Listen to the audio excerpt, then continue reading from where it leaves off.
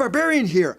Are you a game master looking for an amazing game world rich in lore and strange new creatures to run your D&D or Pathfinder 2 game in? Well, look no further than the world of Battlezoo, Indigo Isles. The world of Battlezoo, Indigo Isles contains everything you need to set sail for adventure. Except maybe a boat. You're probably gonna have to buy your own boat. But the book itself contains a detailed overview of key locations on the Indigo Isles, dozens of story hooks and NPCs, and details on the ancient spiritual religion known as the Eld. Wow, that sounds spooky. Don't forget to take your weapons with you. You'll also get 15 new dragons as monsters, featuring the entire family of wild dragons from the Battlezoo Ancestry's Dragons book to help you murderize your players' precious characters. And you'll get gobs of new magic items to make them feel like they might have a chance. But they won't, will they? What's more, there are tons of new character options, 10 new ancestries, 10, and new archetypes and subclasses and heritages, and seven familiars native to the Indigo Isles. Remember, the world of Battlezoo Indigo Isles comes in 2 versions, one for D&D 5e and another for Pathfinder 2. Oh yeah, and they're releasing the PDF right after the Kickstarter ends. If you'd like a new fantastical world to amaze your players with, click the link below and back the Kickstarter today.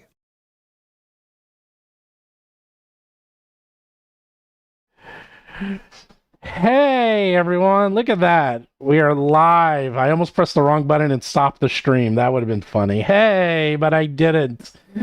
And we are joined on a special Tuesday because we just launched our World of Battlezoo Indigo Isles Kickstarter, which funded in 30 minutes, so it's doing pretty well. And we have almost 400 backers. So, well, it's 400 back. We have over 400 backers. There you go. Yes. Yeah, and actually, unlike other Kickstarters, we finished the book in secret. It's mostly done, but yes, like, mostly done.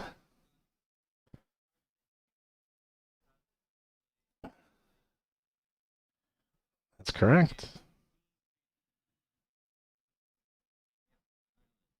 Yeah.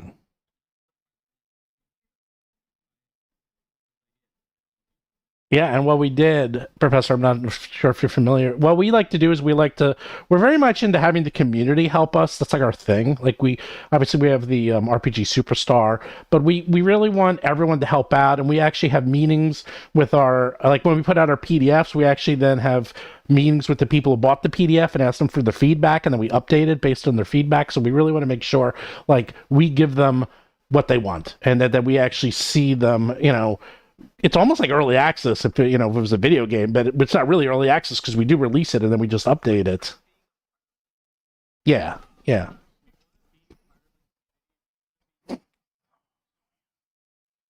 Mm-hmm. Yeah. So if you back it, you submit ideas for new islands because it's kind of like Hawaii, and then or like a key, and then we're just going to take the best ones. Yeah, and we're just going to actually add you, and we put your name and credit you, and Mark will write the island. And we have a whole bunch of guest authors. We have Bob Worldbuilder. Well, he wrote Moonshadow. He wrote oh, god damn it. There you go. I totally screwed up once again. Oh no, you could only hear Steven. I hate when I do that. I always do that. I got to stop doing that. Sorry, everyone. Anyhow, we were saying that... Yeah, I'm really starting about that. We were saying it's that the Jewel of the Indigo Isle that we have this whole thing where you can contribute to the Jewel Kickstarter. Yeah, I was saying that islands. It's part of our philosophy that you're part of the design team, and we like to be more connected to people and visible on our stream and talking to everyone about what you want to add and make it sort of a living world, living mechanics, rather than sort of being in an ivory tower or just making things on our own. Yeah. And we have Bob Worldbuilder wrote Moonshadow. We have Linda Cadega. She's writing an island for us. Derek Melendo's writing an island for us. I could probably get DM's Lair writing an island for us. I forgot who else is writing. I think No Nat's going to write an island for us. And maybe we can convince Professor Dungeon Master to write an island for us if you want. Just give us an idea. We could do it as little as you just give us ideas and we'll write it. Or if you actually want to write it, we'll give you some words and everything. And of course you get paid. We're not going to ask you to do this for free. So he seems smiley. He's thinking about it. He's like, I've written monsters for Goodman Games. Can I write an island? Yeah, so I'm excited. I'm excited by the fact that we beat the first stretch goal and we're headed for the second. And we may even hit the second one during the stream. Yeah, we'll see. That's really cool. So we have Professor. How are you doing? You have your summer off, right? Are you just relaxing, playing games nonstop? Thanks, Steven. It's great to be here, Mark. I do have the summer off, but I have multiple other jobs. So it's like I only do one full-time job now. Oh my God. Wow. But I spend it doing dungeon craft, as you know. Gen Con, it seems crazy. Gen Con, you're going to be there. I'm going to be there. It's 2 weeks away. So I know. to do that, I have to have my content ready to go. Right. So I've been like double timing content and making a lot of it, which people only see once a week or twice a week, but I'm doing it every day. Oh, I don't know how you do it, man. It's like I try to do that live. I mean, I try to do recorded content. I'm bad at it. I can do live stuff all day, but I can't do recorded content. It's so hard. But yeah, you're doing anything fun at Gen Con? Be doing a lot of fun stuff. I'm going to be running my module Macbeth. I'm going to be running that's for Lurking Fears. And then I'm going to be running in the Goodman Games van. Joe Goodman's letting me use his van. I'm going to be running a new scenario called Slaughterous Maximus, which I have ambitions of being the bloodiest scenario of all time. Those are awesome names. I like Macbeth. And thank you. And I'm also going to be doing a couple of seminars with Ben Milton of Questing Beast. Wow. On game design, module design, and running a YouTube channel. Wow. Yeah, I'm actually... I started off with Goodman Games. I've never seen... I see the man. I didn't even know he did stuff in it. So that's going to be pretty small, though. You're going to have a very tight-knit group there. Only four. Only four lucky players. Wow. But I'm going to be hanging out at the van and just hanging out and talking to people, too. All right. And whatever else, I don't know. I'm going to be playing a couple other private games. So excited. I can't believe it's in 2 weeks. I keep looking. I'm like, is it really 2 weeks away? It's so close. It's going to be, this year is going to be crazy too. I mean, everything's sold out. My hotel is 10 miles away, which has never happened to me. Ugh, so annoying. I'm usually across the street or at least a few blocks away. I can't even believe it. It's like that's all I feels like get. Indianapolis can't hold it anymore. Well, I don't know. Well, they kept expanding it because first it used to be the convention center, then they made the convention center bigger, and now it's in the convention center and the football stadium. So there's like every inch of space that they can use, they've used, which now means I think they literally have run out of hotel rooms, more or less. So wow, they're building a new one. They're building a new one across the street. Oh, really? I didn't know where that. the block party used to be. You know, there's that open square. Yeah. Yeah, they mowed that down. They're going to build something big there. Oh, that'll help. Well, that will help and just make it bigger. Yeah, I guess that's true. It's just like working at, Paizo or a lot of companies where it's just like, well, we need resource X. We're low on resource X. Can we get resource X? In this case, it's hotels. Sometimes it's like staff or something else. It's like, yes, we got more. And then they're like, okay, now we'll get even more people. And it's like, wait, no, we were building that to fit the number of people we already had. That's totally how businesses work. So I'm sure you're right.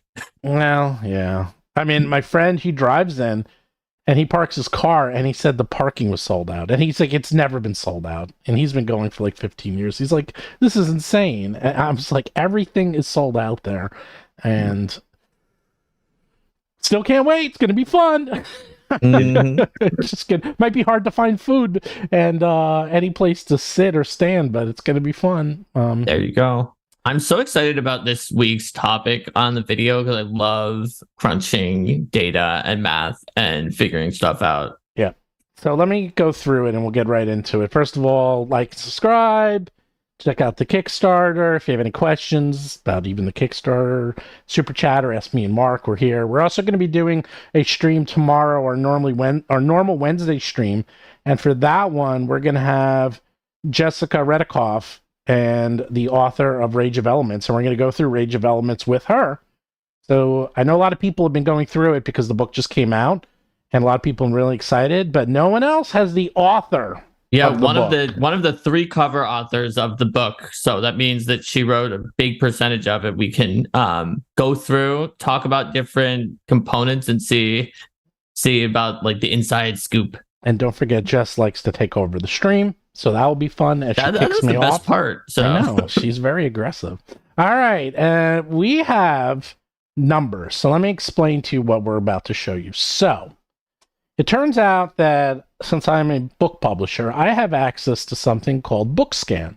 BookScan is an industry tool that is used. It's public information, but used within BookScan, where they track the sales of all books sold in the United States at big box stores. So that doesn't include Amazon sales. It doesn't include industry direct sales, like selling directly, from your website. It doesn't include digital sales, and it doesn't include hobby stores like comic book stores and such. However, what's the quote, Mark? You said it was estimated. I think that what we found was that there was like a UCLA study that estimated that it is 75% of all retail sales, period. Mm-hmm. Which admittedly and BookScan itself says 85, so it's somewhere in that range. Admittedly, that other 15 to 25% may be like a lot more for a tabletop game where the hobby stores and non-big box bookstores represent a higher percentage than for, say, the latest Stephen King novel, right? So I think that we should expect that this may be more like half. That's kind of a guess, though. We don't know for sure. But the point is that it should be proportional to overall sales. There's no real reason why something would do badly across all the other stores and then do well at like hobby stores and from direct sales on Wizards necessarily. And we should expect that it's a significant chunk of all of their book sales. Correct. So again, these numbers are a portion of overall sales, but it's a large portion. Also, because the numbers are so big, if you do statistical analysis, the more data points you have, the more accurate it is. So these numbers and proportionally should be pretty accurate.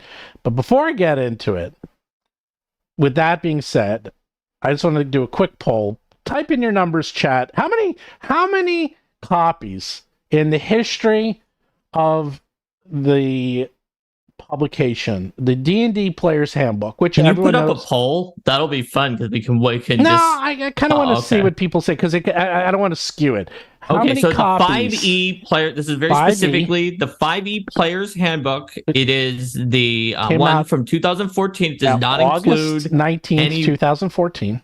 Yeah, it does not include any of the other like essentials kits or anything like that. Just that Player's Handbook. Yes. How many copies do you think it sold? Now, keep in mind, people are saying, well, a lot of sales are probably through hobby distributors and through. I know what those sales are, and even if it was 25%, it's not going to be as much as you think. It's just not. It's not like 50% is going to be doing. And we also flags. Know this is something we didn't bring up on our show, but that we saw and we were like, this isn't a whole episode worthy topic. But Wizards just announced like 3 weeks ago direct sales of book only sales on their site. So It clearly it clearly was not unlike Paizo, which legitimately does make a lot of sales from their own site. Clearly for Wizards, it was small enough that they are stopping their direct sales. So I would guess that this makes up somewhere around half, maybe a third. But even if you think it's a quarter, it's still a proportion that should be proportional between products. And the week by week sales data, which we do have, should still show the trend of how the books do and reveals some interesting information about various products compared to each other. Yeah, these numbers are definitely all over the place, which is funny. Yeah. This is lifetime sales. So this is the last 9 years. Yeah, lifetime sales. This is the last 9 years. All right. Enough suspense. Let's get to it. So here we go. Let me say out loud for people who aren't paying attention to the chat or just like they're watching it later. The highest guess for how many lifetime sales do these bookstores that there was 600 million. And the lowest guess was 100,000. I'm just going to tell everyone that. I'm not or lower. I think it's somewhere between those two. Yeah, it's something between that. All right, I'm going to switch. It is something between 100,000 and 600 million. All right, there we go. So I brought up the data analysis sheet that I have here. So this, as you can see, it's from... This is pretty recent. This is updated every week. So this is July 2nd to July 8th. And we're going to do some analysis and talk about it. And if you have questions. So this is it. So Dungeons & Dragons Player's Handbook, 1,563,586 copies. Lifetime sales, which is not a small amount. But then you start looking down and you're thinking, okay, well, the DM's Handbook, 823,000. Monster Manual, 780,000. So it's about half, essentially, of people who play either expect to DM at some point or just want to have the full set for whatever reason. Yeah, and I also broke it out. So just so you know, with the RTD, which I'm not sure what the R stands for, but that's like retail something sales. That's the lifetime sales. TW sales is the weekly sales. So that it sold 2,348 copies last week. Year to date is the year to date. And then I also added some columns just to show you what it sells, because a lot of these are fascinating to see how they sold in the first couple of weeks and then how they totally dropped off or other way around. A perfect example of this is not Planescape. What's the one that Spelljammer? Spelljammer, you're going to see like this first 4 weeks was mind-boggling and then fell off a cliff, which shows that reviews do matter. And you're going to see like it does matter how these things are reviewed, and it does matter how people see this in the industry because... Wow, yeah, the first 4 weeks and the first 12 weeks were almost the same for Spelljammer. I know, and then it really tanked. In fact, the mouse, it sold as much in the first couple weeks as it has in the rest of the lifetime. So, whereas one thing I find interesting is that the Player's Handbook sold almost as many this past week. Think about that. This past week, or it was like last week when Steven got the data or something like that, after the OGL crisis, after they've announced they're doing a rebuild for it entirely, so it's going to go kind of obsolete compared to that next year. It sold over 2,000, which if you look at the first year's sales is about the same as the average weekly sale from the first year of it. So like that, at least to me, seems to imply that D&D has kind of blown up to the point that it must have gotten much bigger and gone down along the way. I guess you have the full graph to have achieved that. I'm going to show a full graph. Do you have any comments, Professor? We don't want to hog this whole thing up, but I did want to make sure that you get your 2 cents in while I start showing some graphs. I was a little surprised that the Player's Handbook didn't sell more than the Dungeon Master's Guide. I imagined that it would sell 4 times the amount. The DM's Guide? The Player's Handbook would sell 4 times that, because you got four or five times as many people playing the game than Dungeon Mastering the game. Yeah. You're absolutely right. And in fact, it's even more than that based on surveys that have been done for 5e compared to previous editions of D&D because of various reasons that have made it easier than ever for players to get in, but hard to DM. But I think that the only explanation I can give you is that there are like cases that have all three of them, which looks like I think that would be included as individual sales and just people who want to buy the full set, and they must have counteracted it, I guess, right? Yep. So I have a chart up, which is fascinating because you can see what really took off was the D&D starter set, because that thing is now the second best-selling product. Yeah, it's above the Dungeon Master Guide, and it's above it's above everything except for the Player's Handbook. It's the only thing. It sold over 1 million copies, which shows you how many people are truly new and trying to get into the hobby, which, you know, is fascinating in itself. And again, Professor, feel free to jump in at any time, because we're just rambling here on the numbers. And, it's kind of covered a little bit by the legend, but I can see how the Player's Handbook started accelerating, and that's how it was able to manage to be as good as its first year, even this last week. Yeah, as of January 2000. I wonder what happened in January 2000 that started to cause these sales to spike. What a weird coincidence. There's a lot of correlation between the pandemic and some of these beginners and starting things to start selling, which is no surprise, quite frankly. I mean, we all knew this, but now we're actually seeing the numbers spelled out. That's right.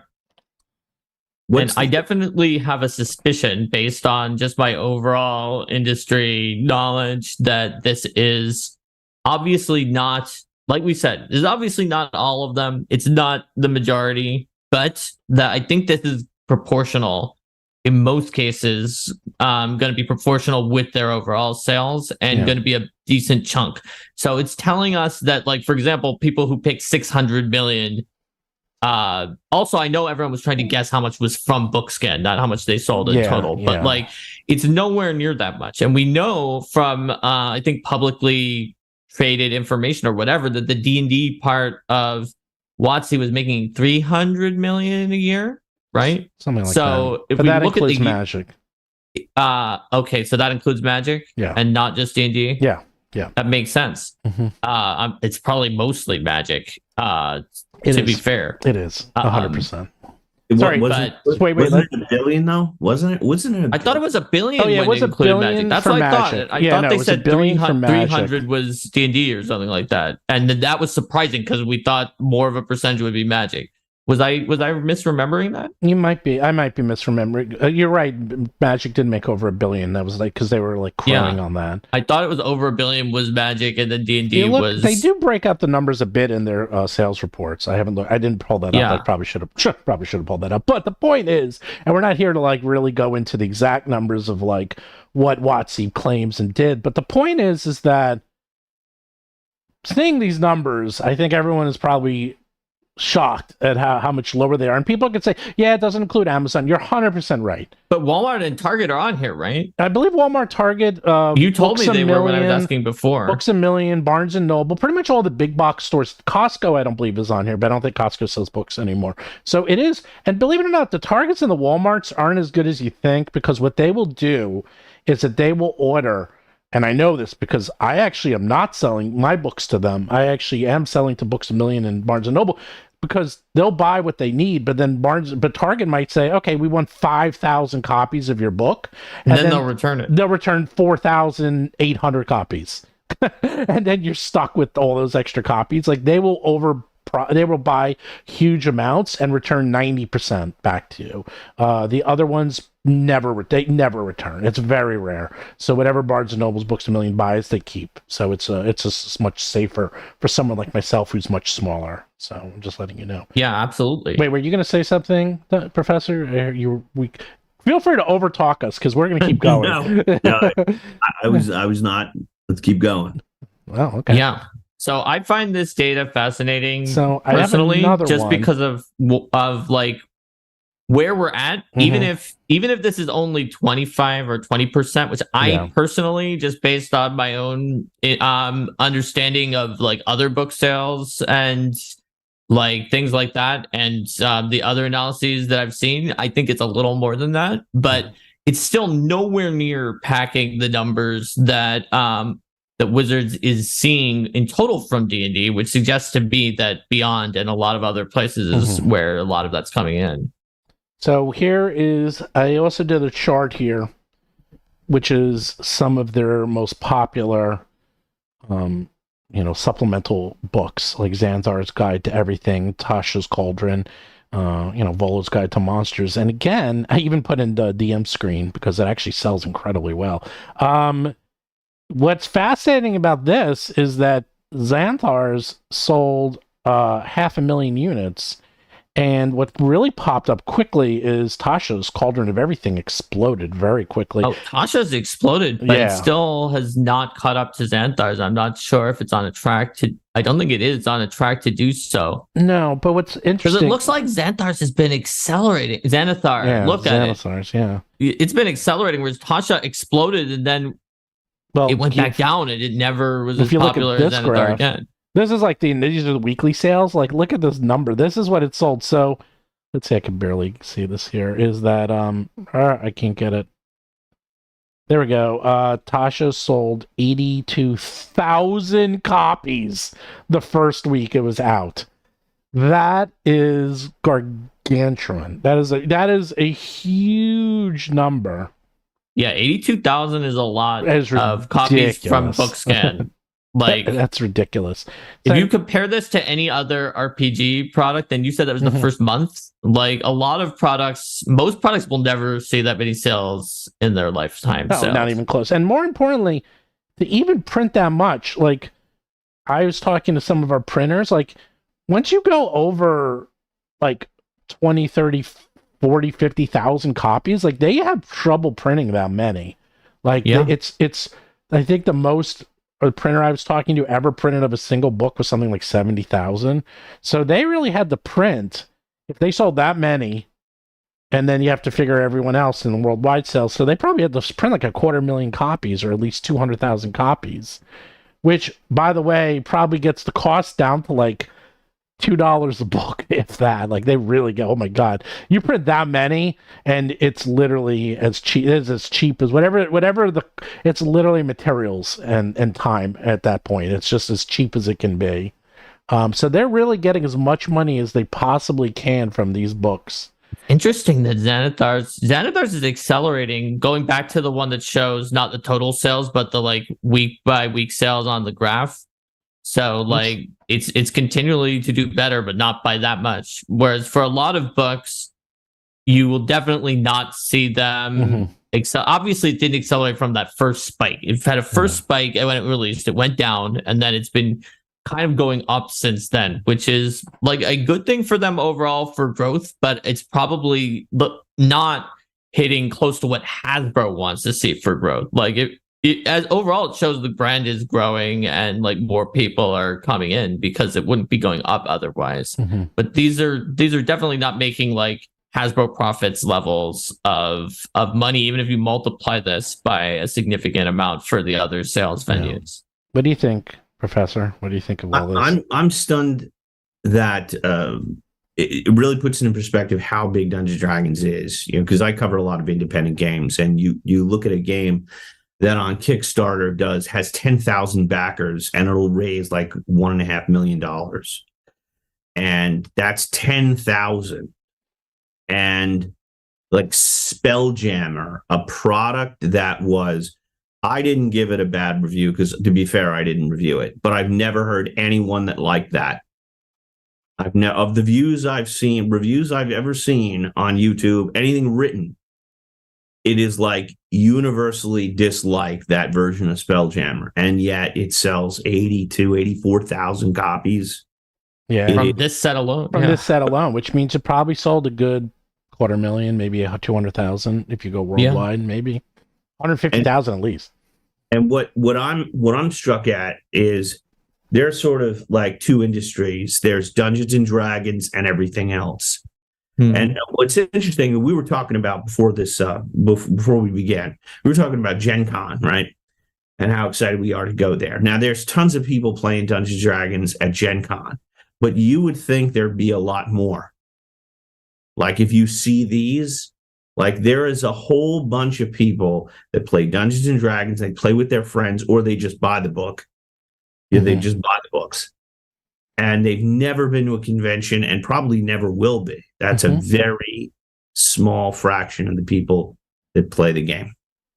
That's what I'm seeing. Yeah. I mean, here's Spelljammer. I brought the numbers up. This is fantastic because this year, total sales is 84,000.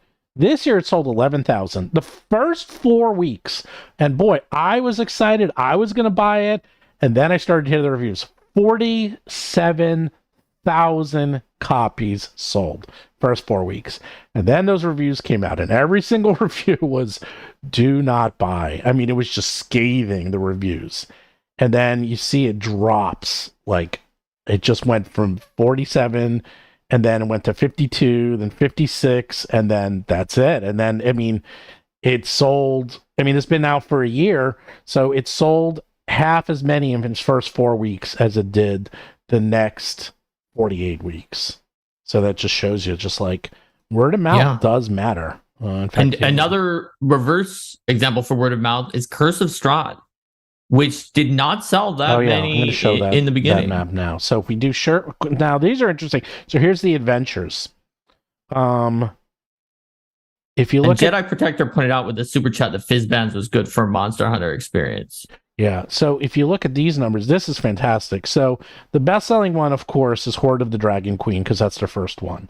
And that's actually been very consistent. It's fascinating, because that's considered one of the worst adventures, but it is the first. Whatever the first one is always going to sell the most, and it's usually, for most editions, going to be considered weaker, because it was usually written with like half-finished rules. That's true for like almost any edition of almost any role-playing game. And then if you see January, it's not even January, if you really want to get accurate, right at March of 2020, right when the pandemic was hitting its stride and starting to really lock everyone down, Curse of Strahd exploded. And it took over everything, and it has been accelerating ever since. And D&D Waterdeep Heist, that is now the number 2 selling adventure of all time. Yeah. That also is pretty shocking. Some of the other ones you've heard good things about. Tales of the Yawning Portal, Icewind Dale's done really well. Tomb of Annihilation has done pretty well. Like, these are all done extremely well. But the one that does really well, I'm looking, the Mad Mage, these are their top 10 best-selling modules that I have listed. We can look at some others that people have some chat. I'll be honest, you can see the differences because, say, Curse of Strahd has 147,000, and then you have Out of the Abyss 75,000, Waterdeep 74,000. They all start hovering around the same area. Like, they're all within the 70 to 60,000 range. Like, none of them really start breaking out. So they're all going to be very tightly grouped, all the rest of adventures in a very small area, unless they're brand new when I start digging much Curse deeper. Just was a standout because everyone mentioned it as the first thing to try. It had so many fan communities who just adjusted and added and sort of tried to fix issues that they had found with it that you could find that during the pandemic when someone was like, let's start D&D, people all said, oh, well, you should start with Curse of Strahd, and we can see that they did start with Curse of Strahd based on these numbers. You can't overestimate how important it is to use an established IP, and in this case, the established IP is vampires, because everything else is like, what is it? Dragon Heist? First of all, they have the name dragon in it. And Mark and I know, you put the word dragon in any product and it sells. Did you know that's why Dragon Magic was created during 3.5? Because they determined in analysis that dragon and magic would both increase sales. So they decided to make Dragon Magic. Mark and I have way too much of this like inside baseball stuff, but yeah, it's true. Anything with the word dragon, it usually does really well. And if you look, you have vampires as number 1, dragon is number 2, dragon is number 3, and then even though Tales from the Yawning Portal, that's definitely an inside like one. But then you have Dungeons and Dragons Ghosts again. Something people are pretty familiar with. Icewind Dale, definitely been around. A lot of people know Dritz. Don't underestimate Dritz. Dritz is one of the best-selling books of all time in the world. A lot of people love him. A lot of people hate him. I love Dritz. I love all the books. I love Ari Salvatore. But, I bought it. I was very interested to learn more about Icewind Dale. Tome of Annihilation. These are all books that have good hooks to them that are more apt to find people who are just scanning them to say, what's that? Ooh, vampires. I know what vampires are. I know what a vampire adventure is. Let me buy that. It's like, ooh, dragons. Dragon heist. Oh, are we stealing from dragons? That sounds fun. Let's do that. Like, it really helps. You need that. And that shows you also how important it is to actually have a hook that anyone can latch on to. Let's see. Those IPs and IPs like Legacy, when you look and you see Strahd, you see Saltmarsh, you see the Tomb of Annihilation, which used to be the Tomb of Horrors. So it's like anything with a legacy kind of IP. And then you could see the strategy. This is why they're very protective of their IPs and why they're, with that. I forgot what I was going to say. That's okay. But I know what you're saying. Yeah. They're very protective of their, and it's not an accident that they always have a beholder. They always have a mind flayer. They always have, displacer beasts. Like they're using their IPs as much as possible because they want to make. I remember what I was going to say. Okay, because it was pretty insightful too, at least from I think. Let's see. What they're really trying to do is like put together this multiverse. They're very into the lore. So many of the questions that they throw out are things like, what's your favorite D&D world? Like they'll throw that out on Twitter. And my answer is my own. Like, I don't care about your lore, but people care about that lore. Like they want to create a Dungeons and Dragons world that is somewhat similar to the Games Workshop Warhammer worlds, right? Where there is a defined lore. And this is how it all interacts together. Yeah, they are going full in. I don't think you're a big video game player, are you? But Baldurs Gate 3, of everything that's going to really help propel D&D this year, it's going to be Baldurs Gate 3. That is going to be as big of a video game as you think it could be. It's going to be bigger. Larian is probably the best studio out there right now by far. They totally get the community. They totally get D&D. They've been spending 6 years, 400 programmers on this thing. All their adventures are just absolutely 5 stars, A++ adventures. And this is the one they did, like, this was their love letter one. So it's already been talking. People are already doing tons of YouTube videos on this. And of course, it takes place at Baldur's Gate. And it's like, it's hard. It has every aspect of the IP in it. It starts off with you being captured by mind flayers, and they put a tadpole in your eye to turn you into a mind flayer. And then it's being chased by red dragons. They crash the tentacle ship. I forgot the name of those ships. So you're in one of those tentacle ships, and then you have to figure out how to get this tadpole out of your eye. You go to the Underdark, you hang out with the drow, you hang out with beholders. It has Minsk in it. It has Boo. Every single thing you can think of, they put into this adventure by one of the best developers in the world. This thing is going to explode D&D in new ways. This will be the equivalent of like Critical Role and so forth, because I'm stunned how many people have never heard of Baldur's Gate 1 or 2, like the video games. I couldn't believe it because I've been talking about it a bit, and they're like, I had my game last night, and these are guys who have been playing D&D since the 70s, And before we started, we was talking about what we're playing, and I said, "Oh, I've been playing a little bit of Baldur's Gate 3 to get ready for the release. It's August 3rd." And they're like, "What's that?" They knew what Baldur's Gate 1 and 2 is, but they're like, "There's a third?" I was like, "Dude, are you kidding me? It comes out next week. They've been developing for 6 years." And they're like, "Oh my God, I'm going to go order this right now." And they all like ordered it. I was like, "Oh my God, you guys are so into the hobby and you didn't know about it?" Oh, the Nautiloid. That's right. That's what the Nautiloids are, those ships. It's going to really help. And you know what? That's what they have, and that's what they have to protect. I don't know if you heard about this, Professor, is that they've been starting to talk because Superman is going to be going into IP. It's coming out of, protection in, I think, 2033? Either 2033, 2035. So it's going to be in public domain. Unless, and people are starting to freak out but then they said, well, only the version of Superman from 95 years ago. And that's a very limited version. He couldn't fly. He didn't have a cape. Like, there was all this stuff about him. And they said, if you so much as touch anything that's not from that year, they will sue the pants off you. Which shows Doesn't that mean that, like, it's going to be the really early version that in some of his early comics, he's like just beating up poor people for fun? Yes. So it's funny because the version of him that, like, they might not want people to see is the one that... Yes. And he could only jump. He couldn't fly at that point. Right. He could only leap tall buildings in a single bound. Right. That's all he could do. But that makes more logical sense. Yeah. Like, it does. How does he slow down? Like, I buy that he can fly, but how does he slow himself down and speed up?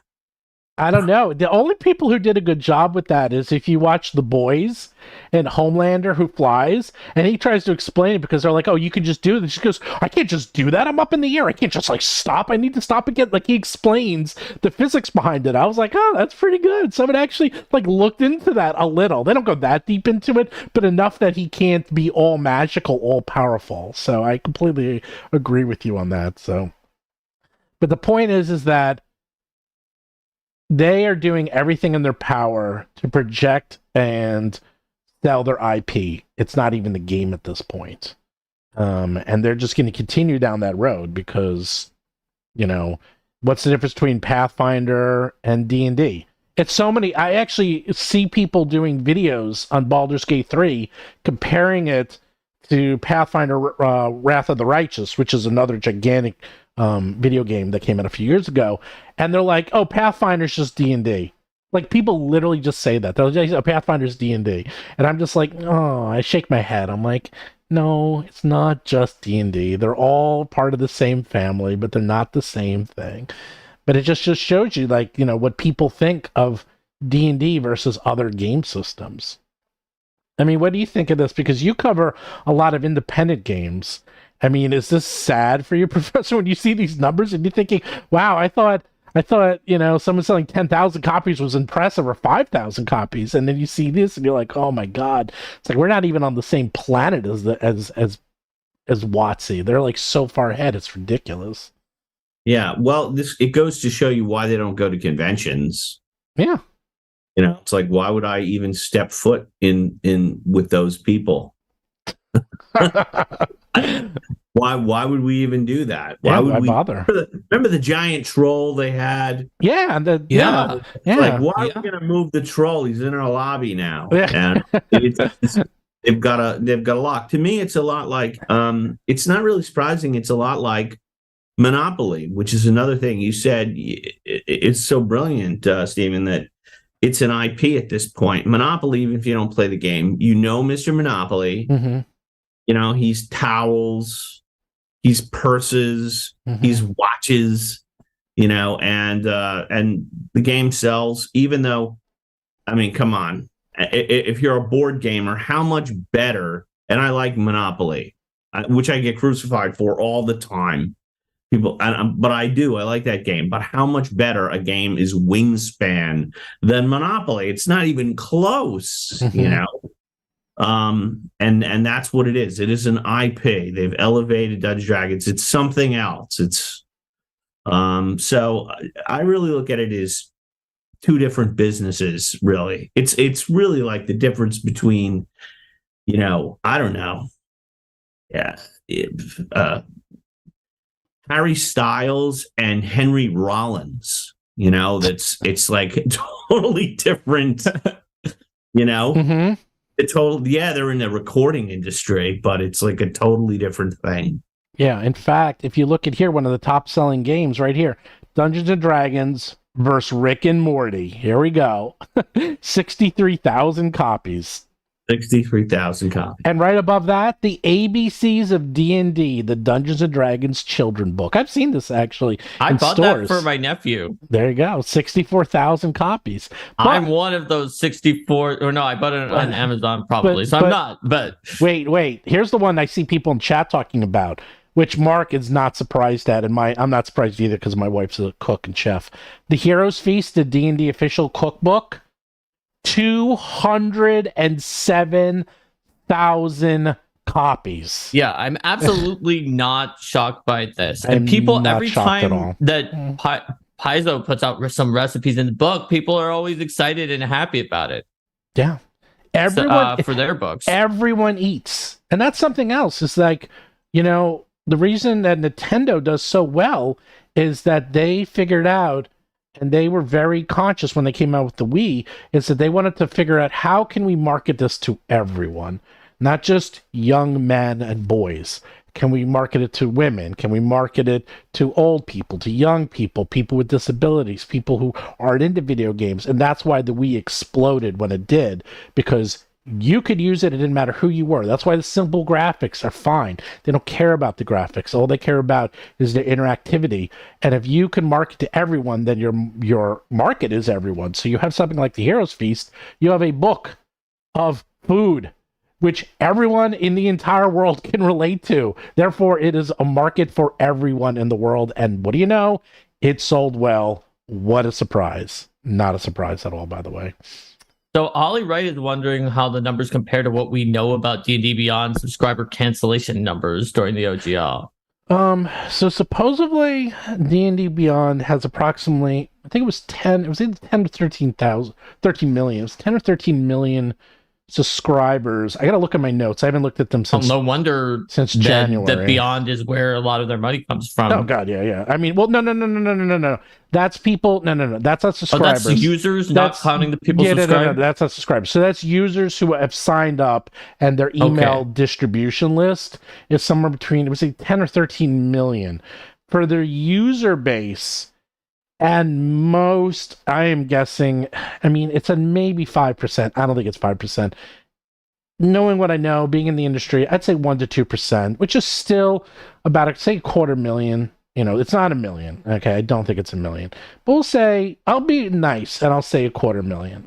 Okay, hell, I'll be super nice. I'll say 500,000. I don't think it's 500,000. I'll say 500,000. What's the subscription price per month? It's I don't know, actually. It's like $9-10 a month. Yeah, it's like $10. So that's 120 times 500,000. Well, they're supposedly they were making more money than D&D, like by a lot, like a ridiculous amount. I'll put it this way: they completely upended their entire brand and structure and business model just to buy D&D Beyond. Like that's how big of a deal it was. Because that's why they even came out with a quote new edition, because D&D Beyond had a deal that they could continuously publish 5th edition forever. And when they tried to buy them, they said no. So they said, fine, we're getting rid of 5th edition and making 6th edition. Now what are you going to do? And then they forced them to sell to them for like 148 million, which is ridiculous if you think about it now, but not really when you look at these numbers and to like maintain it. So supposedly they lost about, it was from what I heard, 50,000 subscribers, which is like 10% and maybe 20%. And now keep in mind, a lot of people buy yearly. So that's why they were like, oh, it doesn't affect our numbers because it's yearly. But they're not getting those people back. And it will take them years to get those people back. So it was a lot. So here's a number I just calculated for the fun of it. Yeah. In 1 month that sells or in 4 weeks that sell exactly as much for each week as they made in total sales of every book on their list from last week, they would sell a total of 77,000 books through this venue. Now, how much money do they make off of each of those books? Well, we know that they make like half of the retail price minus their costs to get it, right? So not a lot. Not a lot. And some of these books that are on here are like $10 or less, right? But even if for the whole book, because some of these are like smaller books that are on here or GM screens, even if we spotted them $10 total per book that was sold, that means that in a month that they would make $770,000 from this. And it may be less than that. It may be more than that. I didn't multiply by that. But if they have 500,000 DD Beyond subscribers who pay them $10 a month, that's 5 million. That's about 7 times as much as this. So even if we think that all of the sales are maybe somewhere between 2 to 4 times as much as this, if you count worldwide sales, D&D Beyond is still looking at being, with those numbers, about twice as much for $9.99 subscription. If they can monetize, and it's a lot more people. So if they can monetize those people more, like you were saying all along, Stephen, then it can unlock them a lot of interesting possibilities. Yeah, I mean, it's a no-brainer. I mean, I won't get into we talk about it a lot, and everyone's talking about it, but the more you hear it, and now you see the numbers, and you do the math, and this is why they kept saying it's vastly under-monetized, because it is. Like, this is one of the most popular brands in the entire world. Everyone knows the name. Everyone's heard of D&D. Everyone knows what it is. And yet this is it. This is all it sells. This is how much it makes. This is garbage in comparison to what it could and should be making. It should be making Whereas it's amazing billions. for the tabletop RPG industry. Right. But compared to it as a brand, compared to it as a powerhouse that everybody knows. Like, if you talk to anybody on the streets, there's a high chance they have heard of Dungeons and Dragons, even if they think it's that thing that causes you to like worship Satan and kill yourself when your character dies. Jeez, or whatever is in the chick chat. You're going really dark, man. Even if that's the only thing they've heard of, like, so many people out there have heard of the brand's name. And so when you compare it to that, that's kind of probably what Hasbro was looking for, really big numbers. Yeah. And to be fair, this is huge compared to other tabletop RPG companies. But for a company in the top, was it the NASDAQ? Not the NASDAQ, the Fortune 500, and this is garbage. I mean, this is like a rounding error. I mean, this is not nearly enough for them. And I hate to say it, but I've said it a lot. I kind of agree with their methodology. I don't think it's a good methodology, but if your goal is to make money, as much money as possible, and to really become a $1 billion brand and to have recurring revenue forever and to lock people into your ecosystems, which is really what everyone's doing now, by the way. That is what everyone's about. Everyone's talking about ecosystems and locking them in. That's all they care about. This is the best way to do it. And this is the way you go about it, is that you come out with something, give them all the books for free, say, it's $10 a month, everything's on there, and as soon as you cancel, you lose it all. And you lose all your characters, and you lose all your games, and you lose all your access to the books, but you get everything. And why not? And then, of course, there'll be add-ons forever. By the way, here's my favorite one. The Dungeons & Dragons Mad Libs, world's greatest word game. 37,000 copies. There you go. 30. Hey, look. That shows you're like, wow, I'm so excited, my book sold 1,000 copies. Like, dude, Mad Libs sold 37,000 copies. You can't beat Mad Libs. All right. Mad Libs. Mad Libs, man. I love that. When I was a kid, we used to do Mad Libs. It was the funniest thing ever. I'd be like, Mad Libs. And when you're 10, Mad Libs is great. There you go. So I know you've spoken about it on the show before, Stephen, but just in case there's anybody who tuned in from my channel, 5-10 years, do they have physical books other than collector's items? Yes and no. Because here's the thing, because right before this call, I actually had a call with my distributor, and we were talking about like sales through Barnes and Nobles and Books A Million and stuff.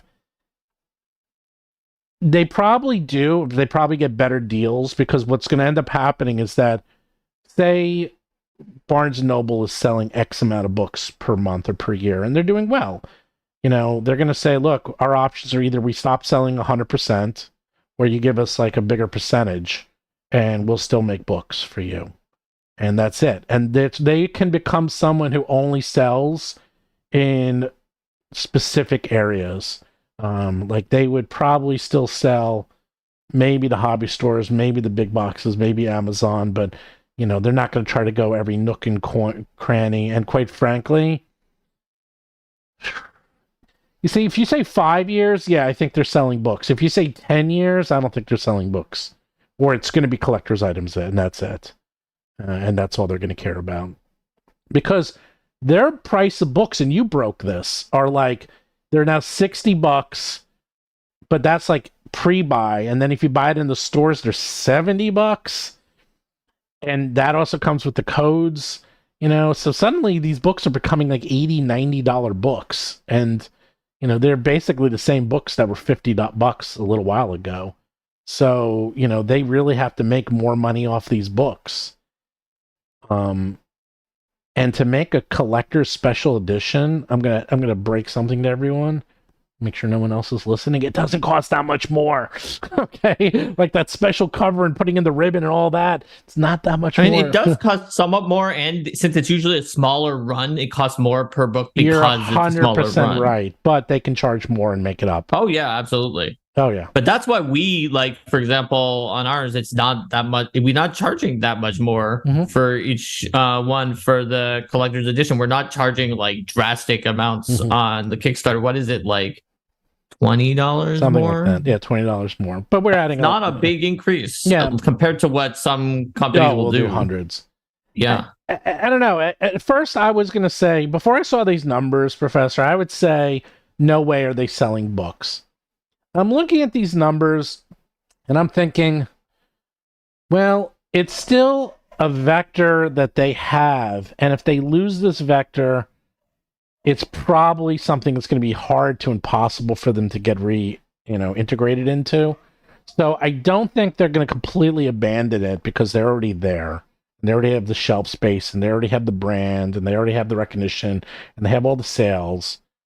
However, they're going to make it more worth their while. They're either going to start coming out with more expensive editions or collector's editions, or they're going to make sure they start getting better deals with, you know, the big box retailers.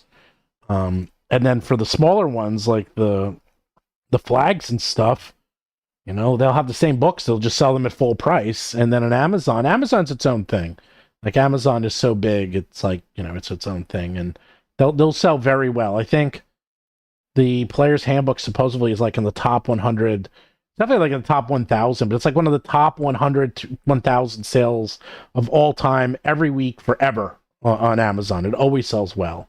So they're constantly selling that book, always. So I could see a possibility then where maybe they go hybrid and have some books that are only a collector's edition. If they're not like the big books, but like the big evergreen books, make those be ones that are not just a collector's edition for everybody to try to maximize themselves. But they might just do it anyway, even if it's sort of a loss leader, just to make sure D&D books are out there on the shelves for a while. Well, the core books are never going to stop printing. That'll print forever. But they can very easily just make it that the adventures are only online, or they're special versions, or I'm just trying to put on my okay, if I'm Hasbro, how would I do this? Okay, so what I would do is I would put out okay. All right, so what I would do is I would come out with a special edition print book that has codes in the book, and in the codes you have things that you can get from D&D Beyond, like specific items that you could only get if you buy the book, and you put like 5-10 of them, and so you put in a code for a special hat or special armor, and that way if you buy it online you get, you know, they say there's 20 collectibles. You get 5 of the collectibles if you buy it online. You get 5 of the collectibles if you buy the book. You get 5 of the collectibles if you buy the special edition copy, and then you get 5 if you do something else. And that way you collect your set and you have all 20. Not a lot of people will do it, but enough people will do it, and that's how you do it. That's how you make the sales of the actual physical books matter and redirect people to the online sales, which is what you really care about. So that's how I would do it. That's what I expect to see, by the way, in the very near future. I wouldn't be surprised if we see that next year's books when they come out with the 2024 books, that you're going to start seeing codes in there for you to start redeeming things on D&D online. Not online, but you know what I mean, beyond. Somebody asked what the page count of Indigo Isles book is. It's 280 pages now, and it might go higher, depending on how many stretch goals. Might go up to 300 pages for all I know. So yeah, we don't know for sure what it's going to be. Also, I think you said the 5e one's slightly longer right now. It's probably a little bigger. Yeah, 5e takes up more space. Just because a few of the things took more space, mainly because I think... ancestries take more space. Races, take more space. Because what we did with backgrounds for them makes them very slightly longer, and the dragons are bigger. Have 4 stat blocks standardly. There's in 5e, 20 dragons instead of 15 for Pathfinder, 20 for 5e. What were you going to say, Professor? Before we interrupted you, as usual. No, I'm not. What was that? No, nothing. Okay. No, I agree with your analysis. Okay, I was going to ask you, what do you think? It's like, it's hard to think it through, because now I see these numbers. It's like, you don't want to get rid of this completely. Because it's obviously it's a channel and it's making money, and they're not going to throw away. Maybe it's only 100 million a year. They still don't want to throw away 100 million. 100 million is 100 million, so you don't want to throw it away. But you want to get smarter with it, and you want to make all those sales redirect to their main channel, which will be online. So everything they're going to do in print is going to have ways to redirect it back into the online sales, whether it's codes or ads or both, whether you pre-order it through Amazon and you get something special that you can use online, you pre-order through their own books, or whatever, or they'll do co-branding with Barnes and Noble or Books A Million, and then you get something special. I mean, they're already doing it with like Hot Pockets, for God's sakes. I mean, they're already doing it. Yes, you can eat planeswalkers now. That's right. I mean, and this is not that big a deal. Like, people think, oh, this is crazy. I'm like, this is really easy to do. It's unbelievably easy to do these co-branding deals. Trust me, I do them. Yeah. I remember when they first put them out, people were like, all those planeswalkers who were on the Hot Pockets are dead. Why did they do that? Why didn't they pick ones who are still alive? And I said, it's a lot harder to eat the planeswalkers when they're still alive. Dun. Oh, I see Professor. He's thinking. What are you saying? Yeah, I'm going to ask you, how many people do you think play this game? This game being D&D? Yeah, D&D. Because, like, let's assume the max is 1 point. Is all right? I can tell you actually. Is everyone who plays bought the player's handbook over 10 years? It's 1.5 million people. Are they all playing the game? Okay. So if those 1.5 translated into, say, let's say 5 million total sold worldwide, my prediction is many of those people played it once, or even just put it on their shelves and are not playing it right now. So I would say probably somewhere to like 10 to 20% are still playing it would be my gut guess, but that is just kind of a guess. That's a really great question, though. Yeah, I'm actually I forgot I'm on screen. I'm looking at this and people are actually seeing it. So there's this thing called the OR report, and that's the industry report by Roll20, where they put out their numbers for every quarter. And they only put out percentages, but we do know that, so supposedly Roll20 has 8 million players, and 52 to 58% account, basically 50, we'll say 55, we'll random, 55% of those players play Dungeons and Dragons 5th edition. So with that, I'm looking at these industry. Now this one's from 2020. They have newer ones. Which is like actually a surprisingly small percentage. Yeah, it's probably much higher by now. I'm looking at an old one. That is a good question. It's hard to say. I mean, I would probably say...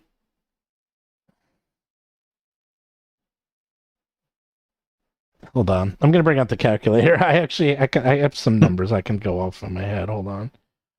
Because while you're calculating, it strikes me that when I'm looking at these numbers, there's a certain hardcore fan that buys everything. Yeah. It's like the people that play Dungeons and Dragons, probably 1 out of 5 or even more buy every single thing for it. Mm-hmm. I will say about my estimate, professional estimate, is about 200 to 250,000 people. Okay, so you think that maybe like active. Maybe like 5% of all the people who ever bought it are roughly active. Yes, active at one time, approximately. Something like that. Yeah. So that's what I was thinking. I was thinking about 300,000. And then that means then that is of that, though, when you look at something like Spelljammer, out of that 300, that, you know, it's like 20-25% buys everything. It's really interesting. That also means that if you think that 300,000 are active, that means that the percentage of active that have a D&D Beyond subscription is very high based on those numbers. It is. It is a paid D&D Beyond subscription. So it may be the case that active is higher than that.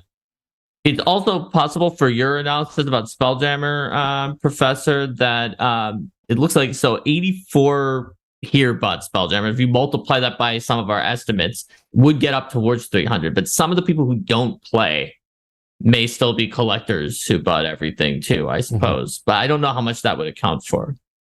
Yeah, and you know, it's like, I mean, I know the numbers for other games, and I mean, I know what the Paizo numbers are more or less. I kind of know what Kobold numbers are. I mean, yeah, you can look them all up in BookScan. Well, it's no, lower. I actually know the player numbers too. I also know like active sales behind the scenes stuff. That's about right, because if you say Paizo is about 10%, maybe 10 to 5%, that number sounds about right. I'd say 250,000, 300,000 at most. You mean for core rulebook, and then multiply that to get of active players, people like actively playing, and I think that's even high, to be honest. I think that's really high. I think it's lower, but keep in mind that's a continuous churn of people playing. And right now, I also know that the numbers are down because people, first it's summer, second people are traveling. You know, it's even geeks go outside in the summer, let me tell you. But it's usually much better in the fall and winter, the numbers for role playing games. Also, it's con season, and people find this an opportunity to play other games and try things out. So I think the numbers are much lower now. And also, as I learned, do you know who the favorite people are of role playing games? Libraries. Libraries love role playing games. Love them. They're buying all my books. They love these things because they put together family nights, and then people buy one book and everyone can share it, which, you know, isn't great, but it's good for the game. And then also, people could try it out. They don't have to buy it. Libraries are really big fans of role-playing games, I found out, talking to industry insiders. I mean, they promote literacy among, of course, like kids and math, and it's just good for schools and libraries. Yeah. Just period. Yeah, they love them. Look, I would not have...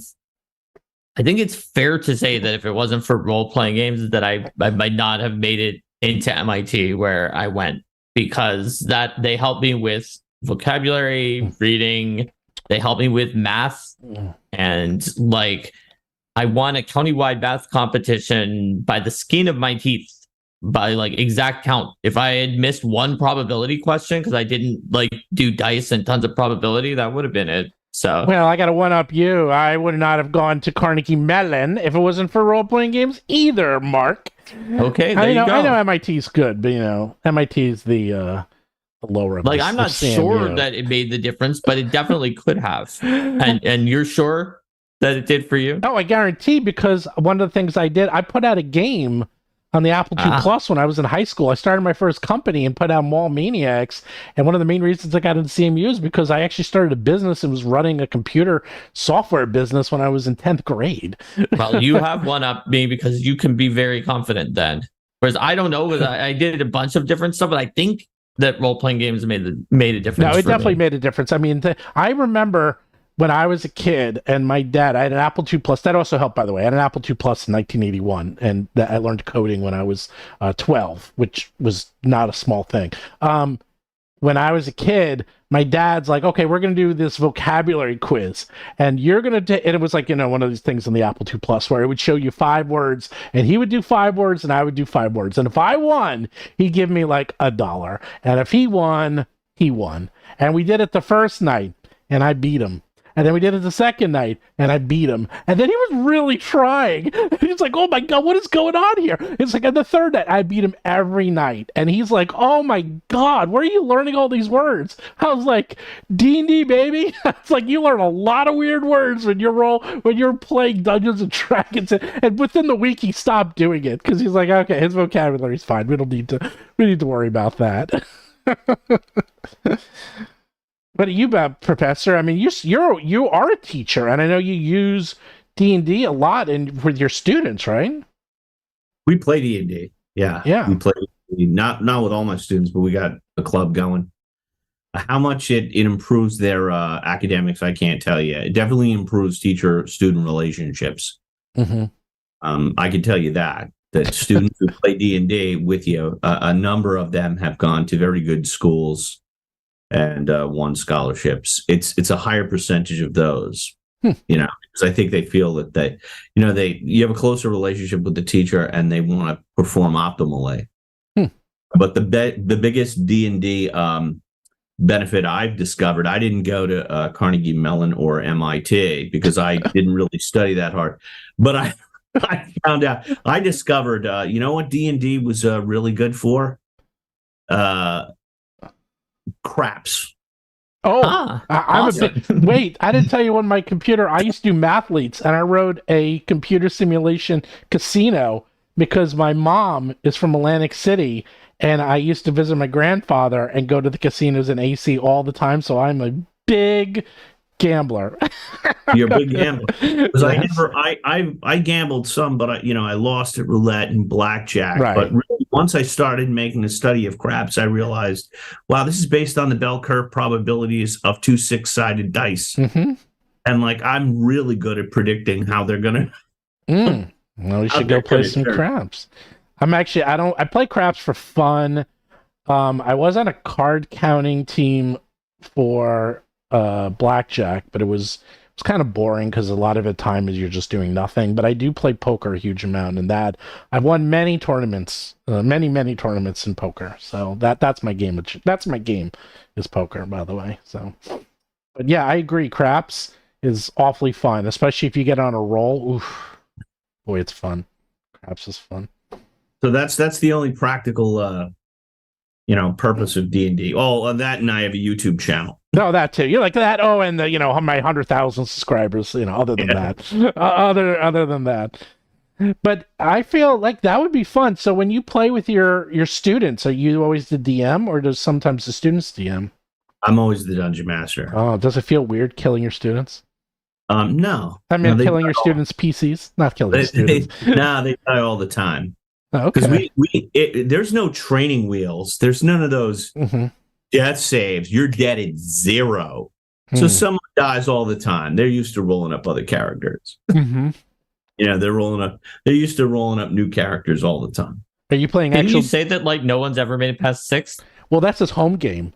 Oh, that's my home game. No, I think there's someone up to 7th level. Whoa, that's oh my god! Does he walk around with all the other PCs, and he's like, "Okay, you guys all check it all out, and if it's safe, I will walk in." He's using everyone else as the guinea, but they're all the canaries.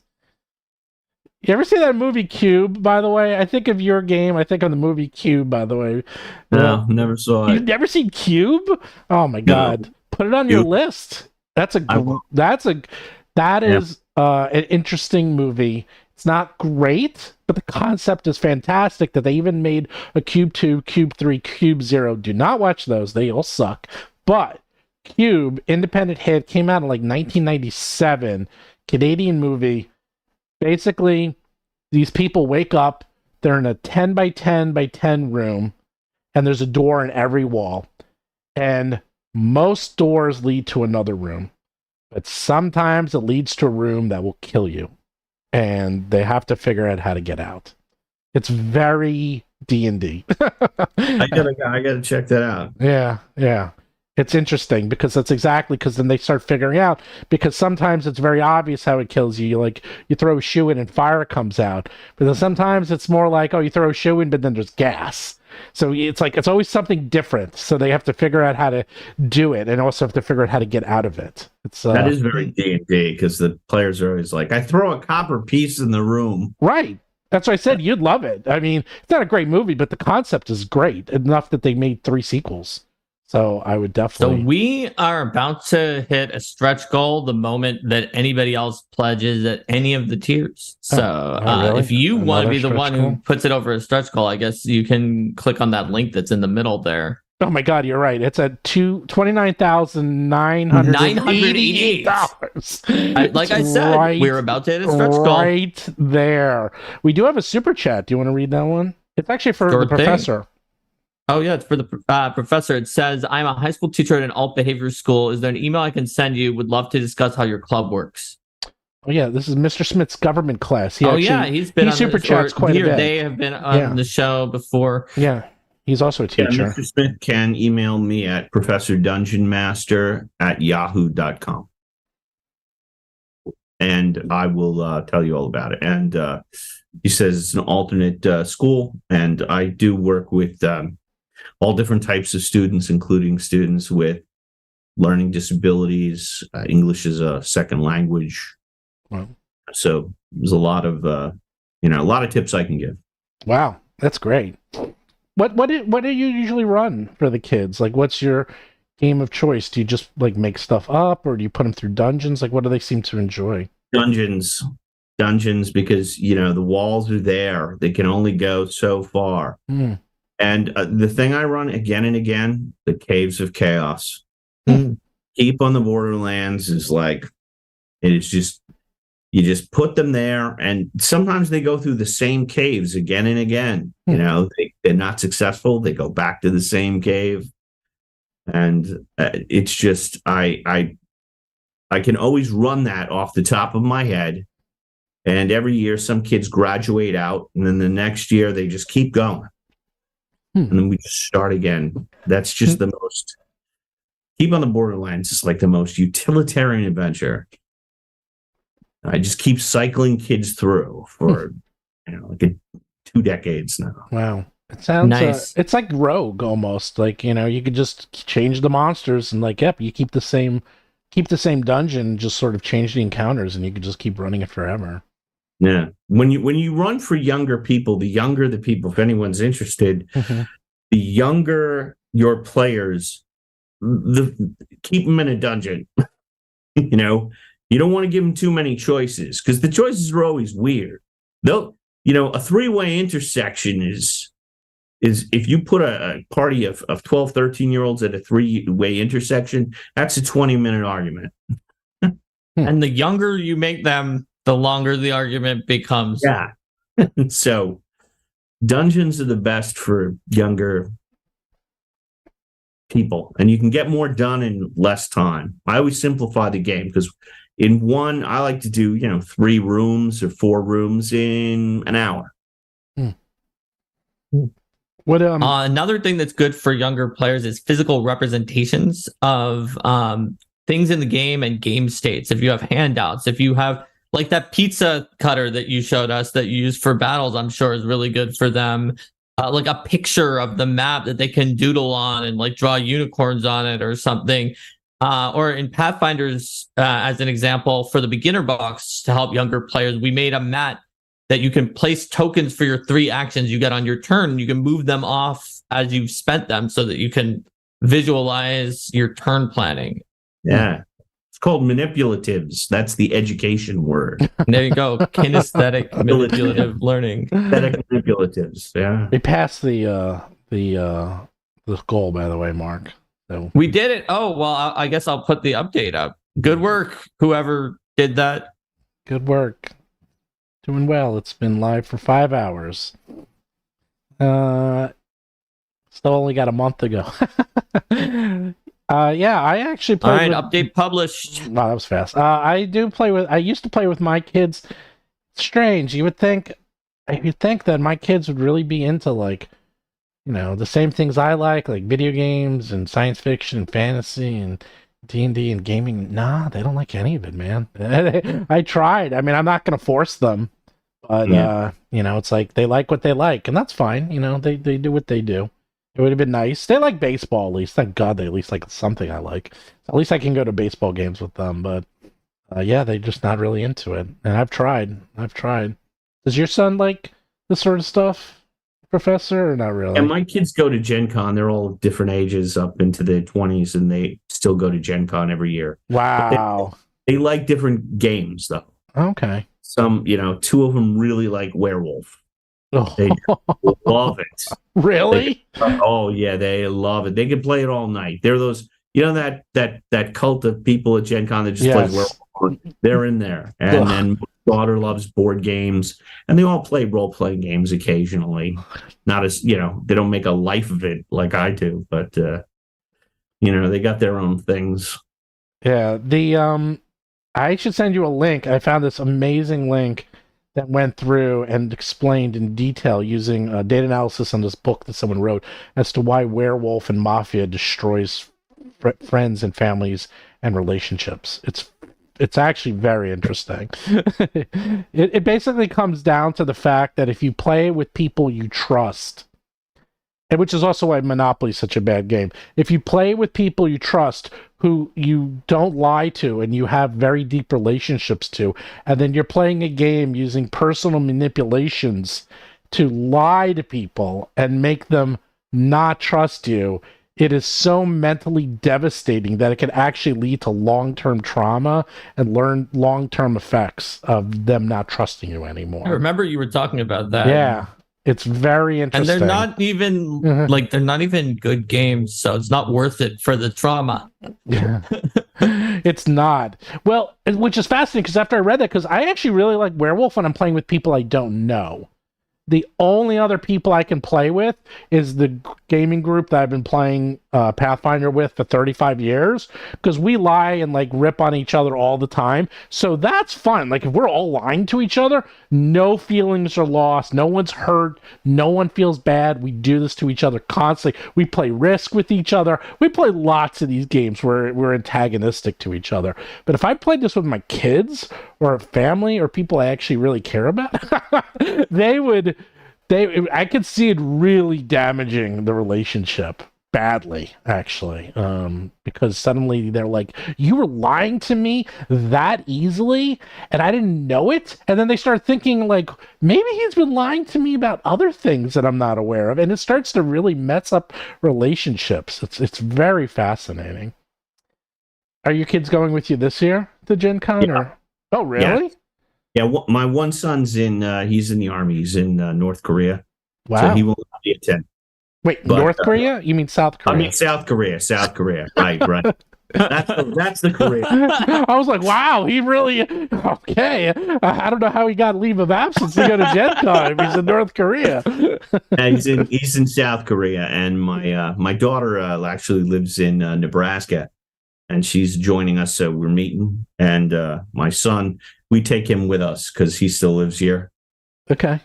With the youngest one. Wow. And so the whole family, my wife goes. So it's nice to see. It's nice to have something my family will. We don't always play the same games, but we will convene to have dinner and talk about the games we played. We do once in a while. We play stuff together, and that's great. Yeah, I keep trying. I mean, the one thing, at least we do go to baseball games. I go to a ton of baseball games with my kids and my family. So that's the closest I get. My son was just in South Korea for 2 weeks. So he liked it quite a bit. I've never been, but he gets to go. Damn it. Wow, he's coming all the way from South Korea just to go to Gen Con? No, he can't get it. He's not going to join us this year. Oh, he's not joining. Okay, I thought he's not joining us. He's stationed there. They don't let him go. Oh, yeah. I was wondering. I was like, wow, that's hardcore. Yeah. But he would if he was given the chance. If they move him back stateside, he's going to figure a way to get there. Yeah, I actually talked to a lot of... there's actually quite a few people in the military are fans of Roll for Combat. I talked to quite a few of them. Usually there's a lot who play role-playing games for sure. Oh, quite a bit, actually. We talked to a huge number. I guess there's a lot of downtime, and it's easy to play because you don't really need components if you're just doing if you have a book and dice, that's it. You don't even need the book. You just have dice. Now you can just do it on your iPhone, and I know they still have phones, so it's like, heck, you don't even need dice. You do it on your phone too. You do the whole game like, with just your phone if you really wanted to, or if you have dice and that's it, and just talk and play games. Yeah. So one piece of data that I thought was interesting that forgot to say so far. So right after Curse of Strahd and Eberron, and right before Fizzband, there's actually the D&D 3.5 core rulebook. So that's where like the best 3.5 book comes in compared to anything else. And then there's a big drop after that before you hit the character sheets and Dragon Heist. Yeah, if you see right here, the revised Monster Manual Dungeons & Dragons core rulebook, 80,000. Now here's the thing. Yeah, that's the 3.5. And the 3.5 Player's Handbook is 141,000. Right. Now I don't know how accurate these numbers are back then, because they should be. Maybe even in some ways there are fewer venues that sell back then than there are now. Like true. Like, if you ask me where I bought my, like, D&D 3.0, it was, like, at some, like, I think it was at, like, a Walden Books or a Barnes & Noble or something, whereas I never bought them again in later times. I bought them at Toys R Us. That's where I bought my stuff. Oh, yeah, for sure. And you didn't go back far enough to hit 3.0 books. That's one thing that I noticed. 3.5 are in there. I found the 4E D&D Essentials, which made 50,000. Weirdly, I couldn't find the 4E core books, and I'm guessing that's because they didn't have the word Dungeons and Dragons in them, and that you did a search for Dungeons and Dragons. It's also weird that they didn't have the word Dungeons and Dragons in them. Yeah. The 4E Player's Handbook, that is. Yeah. But the top 4E book that is in your search is the 4E 2010. It's D&D Essentials at 51,000. Yeah, I'm looking at it right now. Yeah, the D&D Fantasy Role Playing Essentials D&D Starter with the cards and the map. Whereas the 4E Player's Handbook, I guess, didn't show up in the search, and the 3E was too old to show up. You also have the search. basic game, the D&D basic game, which came out in 2004, and that sold 42,000. Yep, that was after 3.5, though. Yeah. So the 3.0 was just a little bit before the window, I guess, that they were gathering data for this. Yeah. I mean, what we'll probably do is, now we have this data, we'll probably do a little bit more focused streams, maybe looking at certain things and using this data to help support our theses. Today we just wanted to sort of show you guys and give you an idea, and this is helpful for people to also get a more realistic understanding of what these books really sell and how big our hobby is. And it's both it's sad, it's just sad. I was gonna say it's both exciting and sad. Now it's just sad because I was like, oh, everyone does this, no one does this. It's actually still very small and very niche. But, I think you can say that about... It's growing, though. It is growing. It's definitely growing. Look at the one that had the best first year is Tashas, which is 2020. It made twice as many in the first year as the Player's Handbook did. And nobody, like, usually in a D&D edition or Pathfinder, any of those is going to make twice as much as their Player's Handbook does in the first year. One thing a lot of people are asking is there a noticeable change in the sales after OGL? And you could probably guess what I'm going to say, and the answer is no. Not really. There was... Yeah, you could see the charts of the sales as they moved, and they were going slightly up. Here, they continue to go slightly up. Here, I'm looking. I changed the chart. Oops. So if you look at this chart here, so if you look in November, obviously where the sales are, the biggest week of sales is December 3rd, the Christmas time. That's where they make a lot. Yeah. And from December 3rd all the way up to January 7th, which is right where the OGL started to happen. And you can see the only thing that actually started to bring it down, and then there is a bump. You know what? There is a bump. That's when the D&D movie came out. There was a big bump for the D&D movie. Had movie. An impact. Yeah, it had a big bump. And then it kept the big bump for a few weeks, and then ever since then it's been going down. But that's just because of summer and no big news. Yeah, that's what normally happens in summer. Yeah, this is pretty normal. I really think that we can see from this that the OGL did not have a big effect on their overall book sales. No, but I think it massively impacted their online. I guarantee, because they would not have done what they did if it wasn't starting to tank the D&D Beyond. I mean, I know for a fact through back channels that it got hit badly, and they lost a lot. But yeah, it is fascinating that the OGL. It's the problem with the OGL is that, and I don't know how much they realize this, is that in the casino business and in actually I guarantee they know this because all their people are from Zynga and they're from Microsoft, and you have these people that are the whales and the core users, and there's a very small number of people who buy everything, and those are the people you do not want to lose. And a lot of my friends who are those whales, they have stopped playing D&D. They've stopped buying everything. They canceled their subscriptions. We know many developers that stopped personally, Mark, that we work with, and those will add up because those people, are usually a very small percentage. They can be like 0.05% or even smaller, like 0.005% of their overall users, and they alone can be responsible for like 10%, 20% of their sales. Like Iona was what from chat was wondering what the trend was for Golden Vault, which was one of the books that came out like kind of around just after that. So Golden Vault has made like 18,000 so far. 12,000 of those were in that first month from February to like near the end of March. And then the other 6,000 were since then. So that's how it's done. So it's from the Golden Vault. I'll bring it up. So it did 18,000 to date. First 4 weeks it made 8,000, 12, 14. So considering it's been out since February, it's actually pretty good. I mean, it's not great. First that's not weeks, bad. Yeah, but that first weeks, if you compare it to like how much Spelljammer did and others, I mean, those were making 45,000.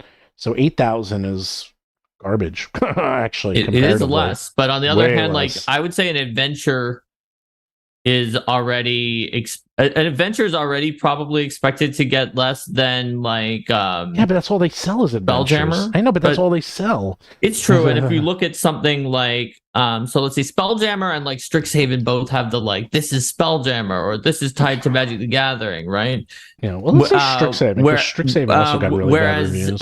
You're right that Golden Vault sort of was tied to the movie, but didn't have that many ties. And first 4 weeks of like Witchlight was 26,000. So Strixhaven is also fascinatingly first 4 weeks 31,000 copies. That's a ton. Yeah, but Lifetime 62 because that also got, I wouldn't say weak reviews, but mixed. It definitely got mixed reviews, heavily mixed reviews. It was not scathing like Spelljammer, but the reviews were definitely mixed. But you can see it fell off quite a bit. Like it went from 31,000 then 39. Like it only sold another. Right. 9. Also, Radiant Citadel did about almost 50% more first 4 weeks than Keys. And it came out a little bit before the OGL crisis, but it had a lot of other factors, I think, going in its favor, like really neat hook for it as well. But I guess like Keys of the Golden Vault did have the movie sort of tied to it too. Yeah, I mean, Tales from the Radiant Vault, 11,000 the first week. Yep, first 4 weeks. As opposed to the 8,000 for Keys. Yeah, so it's interesting to see. So people are, how do I access this data model? It's invitation only. You have to be a book publisher and you have to be invited. So if you can get into BookScan, then you can. But Steven, someone in chat figured out Strixhaven was a December release. So its first 4 weeks were also a December. That does make a difference. You're correct. You're absolutely right, because I remember talking to WoTC at PAX Unplugged, and it just came out. Yes, December 7th. 2021. Yeah. So Good that's, catch, Yuri Leandres. Yeah, right. So that's actually a big part of why the releases were so good. That explains why that. Well, I mean, that and maybe Magic fans crossover, but probably mostly that. Well, it was a combination of Magic fans, because Theros also did incredibly well. But unlike some of these others, Theros is a fantastic book. I really like that book a lot. What's not to like? It's not. It's Heroes. Heroes of Might and Magic almost. Interestingly, yeah, 75,000 is reasonable. I mean, it's been out since 2000, but it's again, that's a direct. It's actually, well, interesting, because that's off one of the most popular brands of Magic. The Theros is incredibly popular in Magic setting, and it's a good book, so it's it's respectable.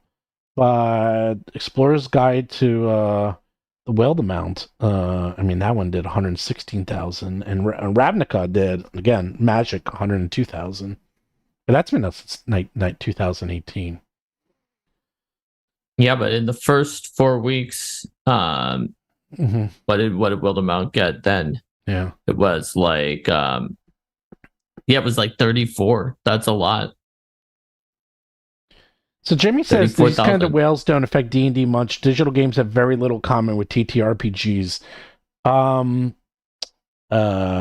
hate to say it, but you're incorrect, Jimmy. I don't like to argue with my fans. They are very similar. I know for a fact, as someone who publishes books, who knows their fans, who sees the numbers, who actually has thousands and thousands of sales, they are very similar. A lot of industries are a lot more similar to each other than you might believe. It's very rare to have one industry that works very differently than another industry. They all might have different ways that whales are defined, but whales are in every industry.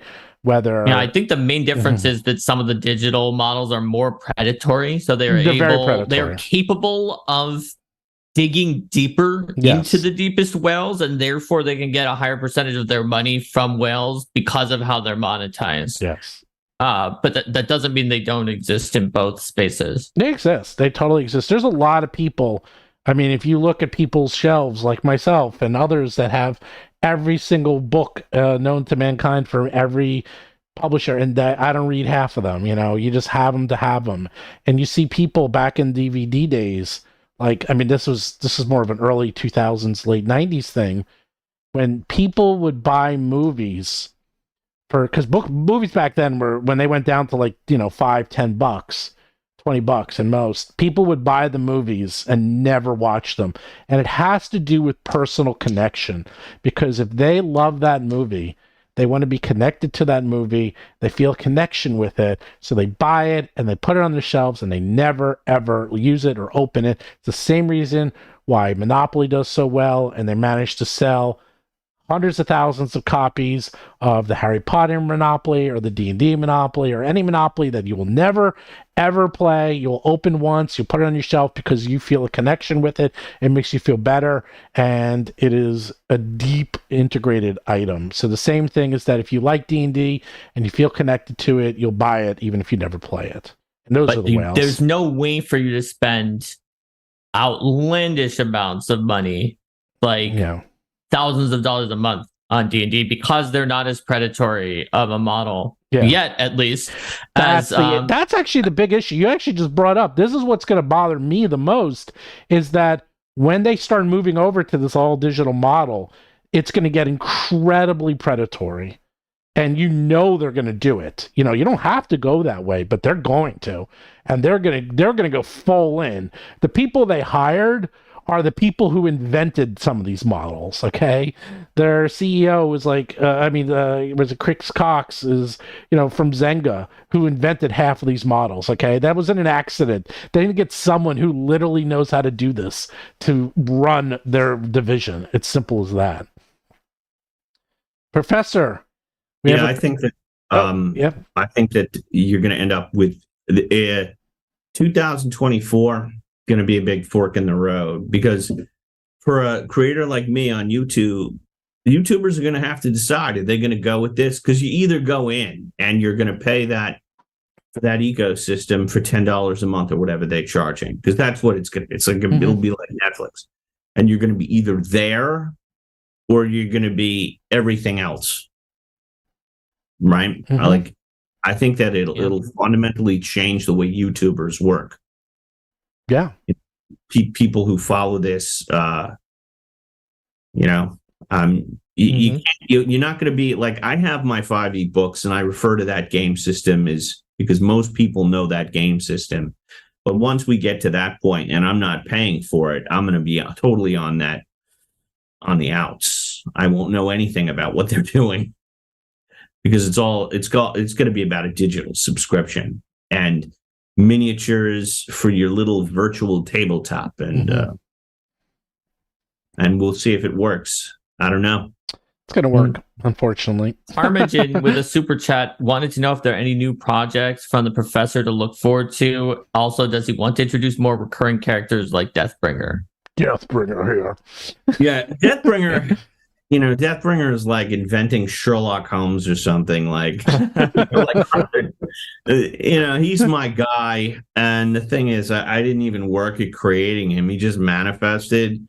I'll never make a character that interesting again. I love Deathbringer. Deathbringer here. And when you had Deathbringer singing, what was that song? Oh, the WoTC song. Oh my God.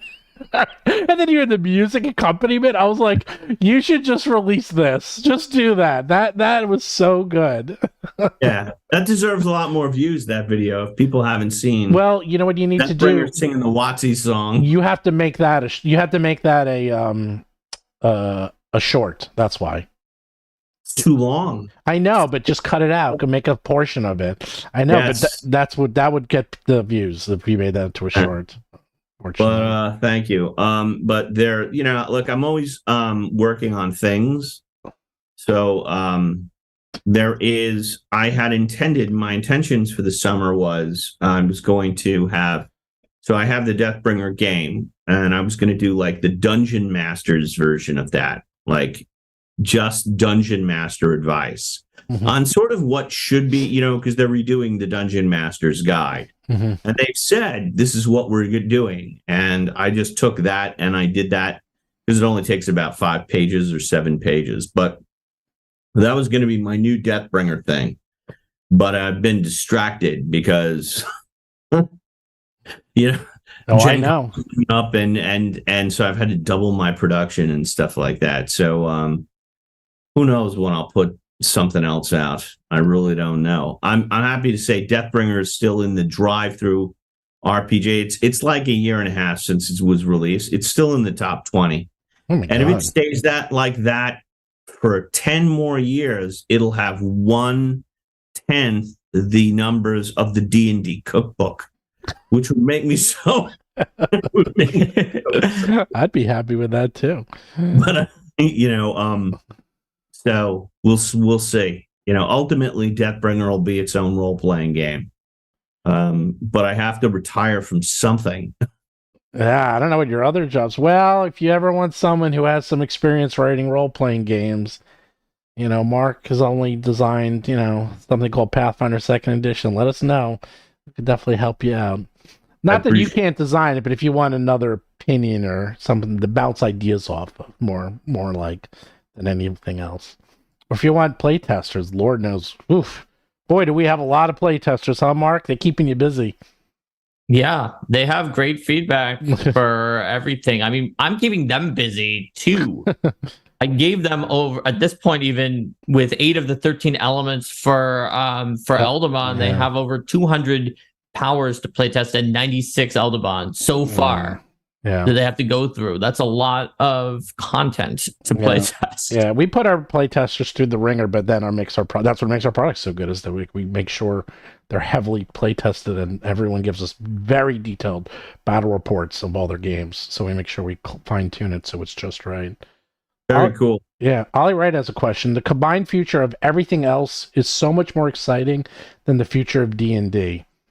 So he's basically saying that D&D takes all the air out of the room, but there's so much more going on. That seems much more interesting. I've been actually watching a lot of you. You've been putting out a ton of videos, Professor. I mean, are you complaining? But I'm like, oh my God, another video from the Professor. Like every day I got another video from you. And you're covering a lot of cool independent stuff. Oh, and I saw you covered, which I also have, the Dungeon Crawl Classic, the Dying Earth series, which I also got mine in the mail a little while ago. I'm actually going to try to run it. I was going to run the first level game for that. Yeah, it's kind of my niche is like I've discovered is just, letting people know that these games exist. Because I love them. I love them so. And, it is more interesting than the mainstream. So you're going to want to watch if you like Deathbringer, Steven. Deathbringer's going to review The Good Society, the Jane Austen role-playing game. Oh my God. Are you kidding me? I'm working on that video now. Wow. My intern is doing it. She's actually going to review it with Deathbringer, but we're going to probably finish it up today. Oh my God, Deathbringer here. Someone said they need the Nemesis Life Taker. It wouldn't be Life Taker, it would be Life Giver. Life Giver here. The opposite voice. You're like, how Life Giver. Yeah. That character just he writes his own material. I mean, it's the gift that keeps on giving. It's so funny. And, I have to say, that's what hooked me because I was watching it. Then you're like, Deathbringer. I'm like, what is this? I'm like, what is going on? It's like, who's this Deathbringer character? Why is his voice so deep? Who is this? He's so silly. I want to see more Deathbringer. That's what you need, Deathbringer shorts. You do Deathbringer shorts, you'll get up to 200,000 subscriptions. I promise you. All right, well, that's another thing. That's another thing that goes on the list. Just add it on the list. Hey, man, you're talking to the people who put out, I think what we put out this year, 32 books this year, Mark? I think it's a lot of books. We're doing a lot of books. Although I have to say that I like that the next Kickstarter is 2 books. Yes. It's not a Kickstarter for 30 books like last time. Yeah. Yeah. And a card game. Yeah, well. Yeah, well, we live and learn, How hard can it be to come out with 30 books in a year?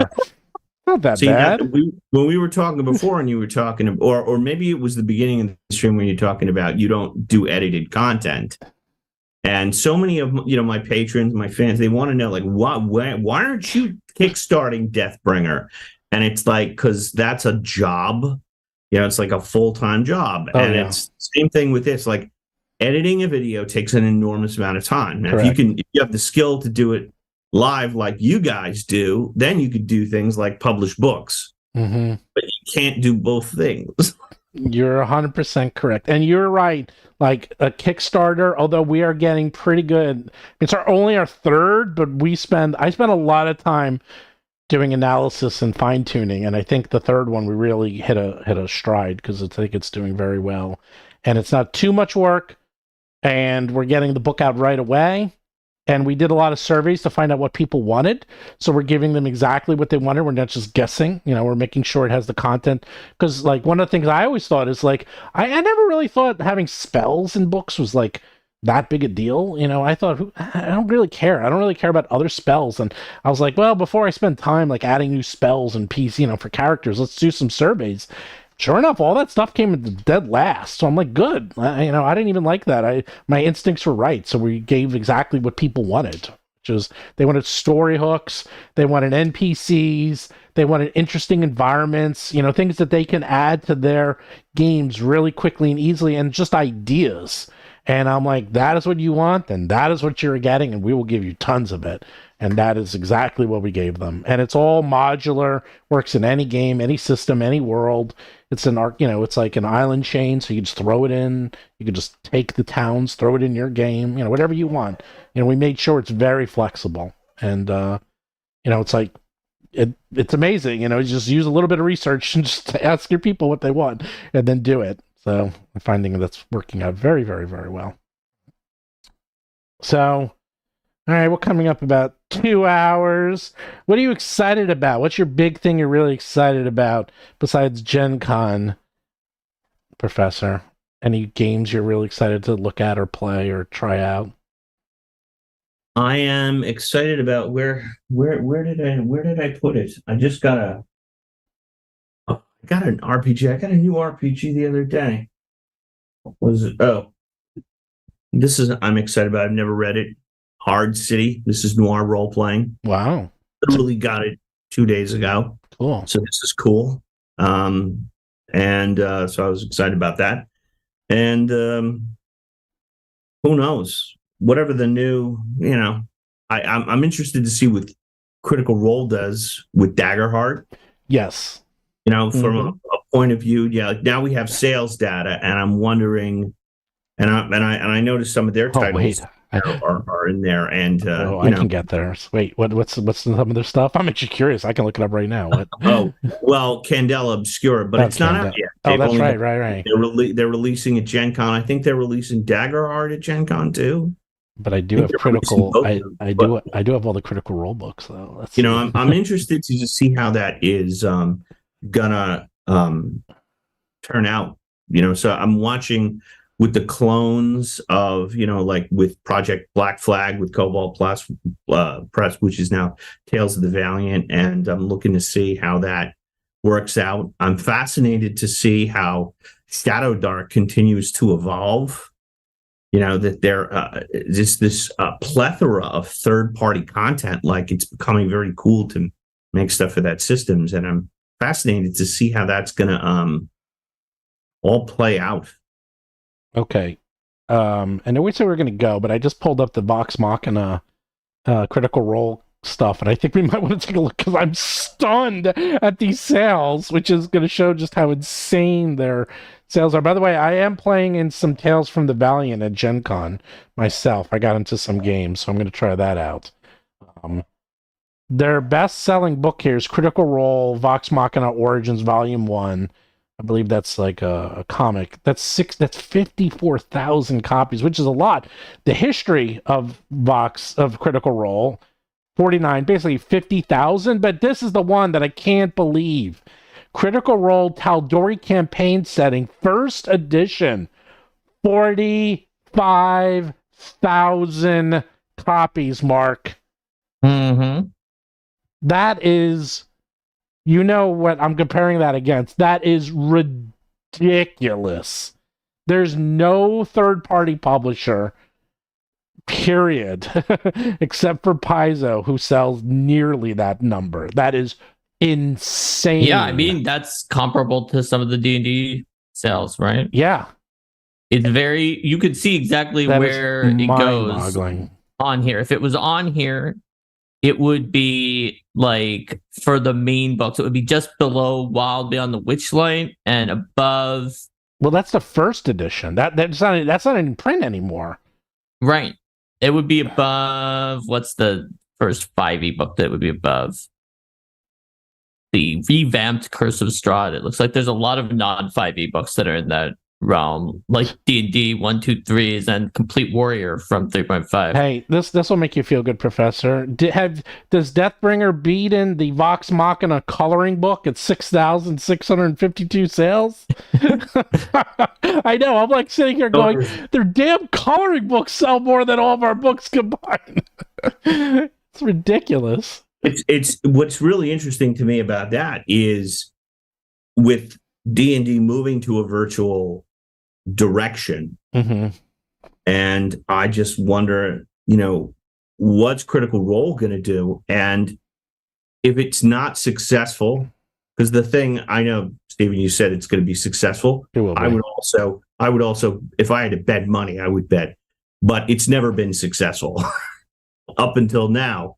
Mm-hmm. Is there an opening, and would Critical Role take it to become a rival, like a legitimate rival to Dungeons & Dragons? Like, there's an opening there. I can see if D&D stumbles with that virtual tabletop. And I'm very pleased with, I love the fact that Critical Role is going to Gen Con. Yep. I think that's great. Matt Mercer knows, okay, role-playing fans go to Gen Con. Mm-hmm. So that's interesting. Is it going to be could it be a major competitor? Yep. That's an interesting story. So that's what's exciting to me. The 30-second version is 100% yes, mostly because that the fan base and I can't even get into it, but just people know who Critical Role is. These are very charismatic actors who are excellent at what they do. They're very good at working the media. They're very good at getting their message out. They have a lot of powerful people behind them. They have Amazon behind them. Yes, they are a big threat to D&D and Hasbro. And they can give them a run for their money. And if, God forbid, if they decided to do something with Amazon, then all bets are off. And suddenly I'm switching. I'm putting all my horses behind a Critical Role, because they're Amazon. They can spend a rounding error and absolutely outspend WoTC on everything they're doing. It's not even close. We're talking worlds difference between those two companies. And they are doing 2 or 3 programs with Amazon, and those programs are doing very well for Amazon. So yeah, I think Critical Role is very scary to Hasbro. They're very scared of them.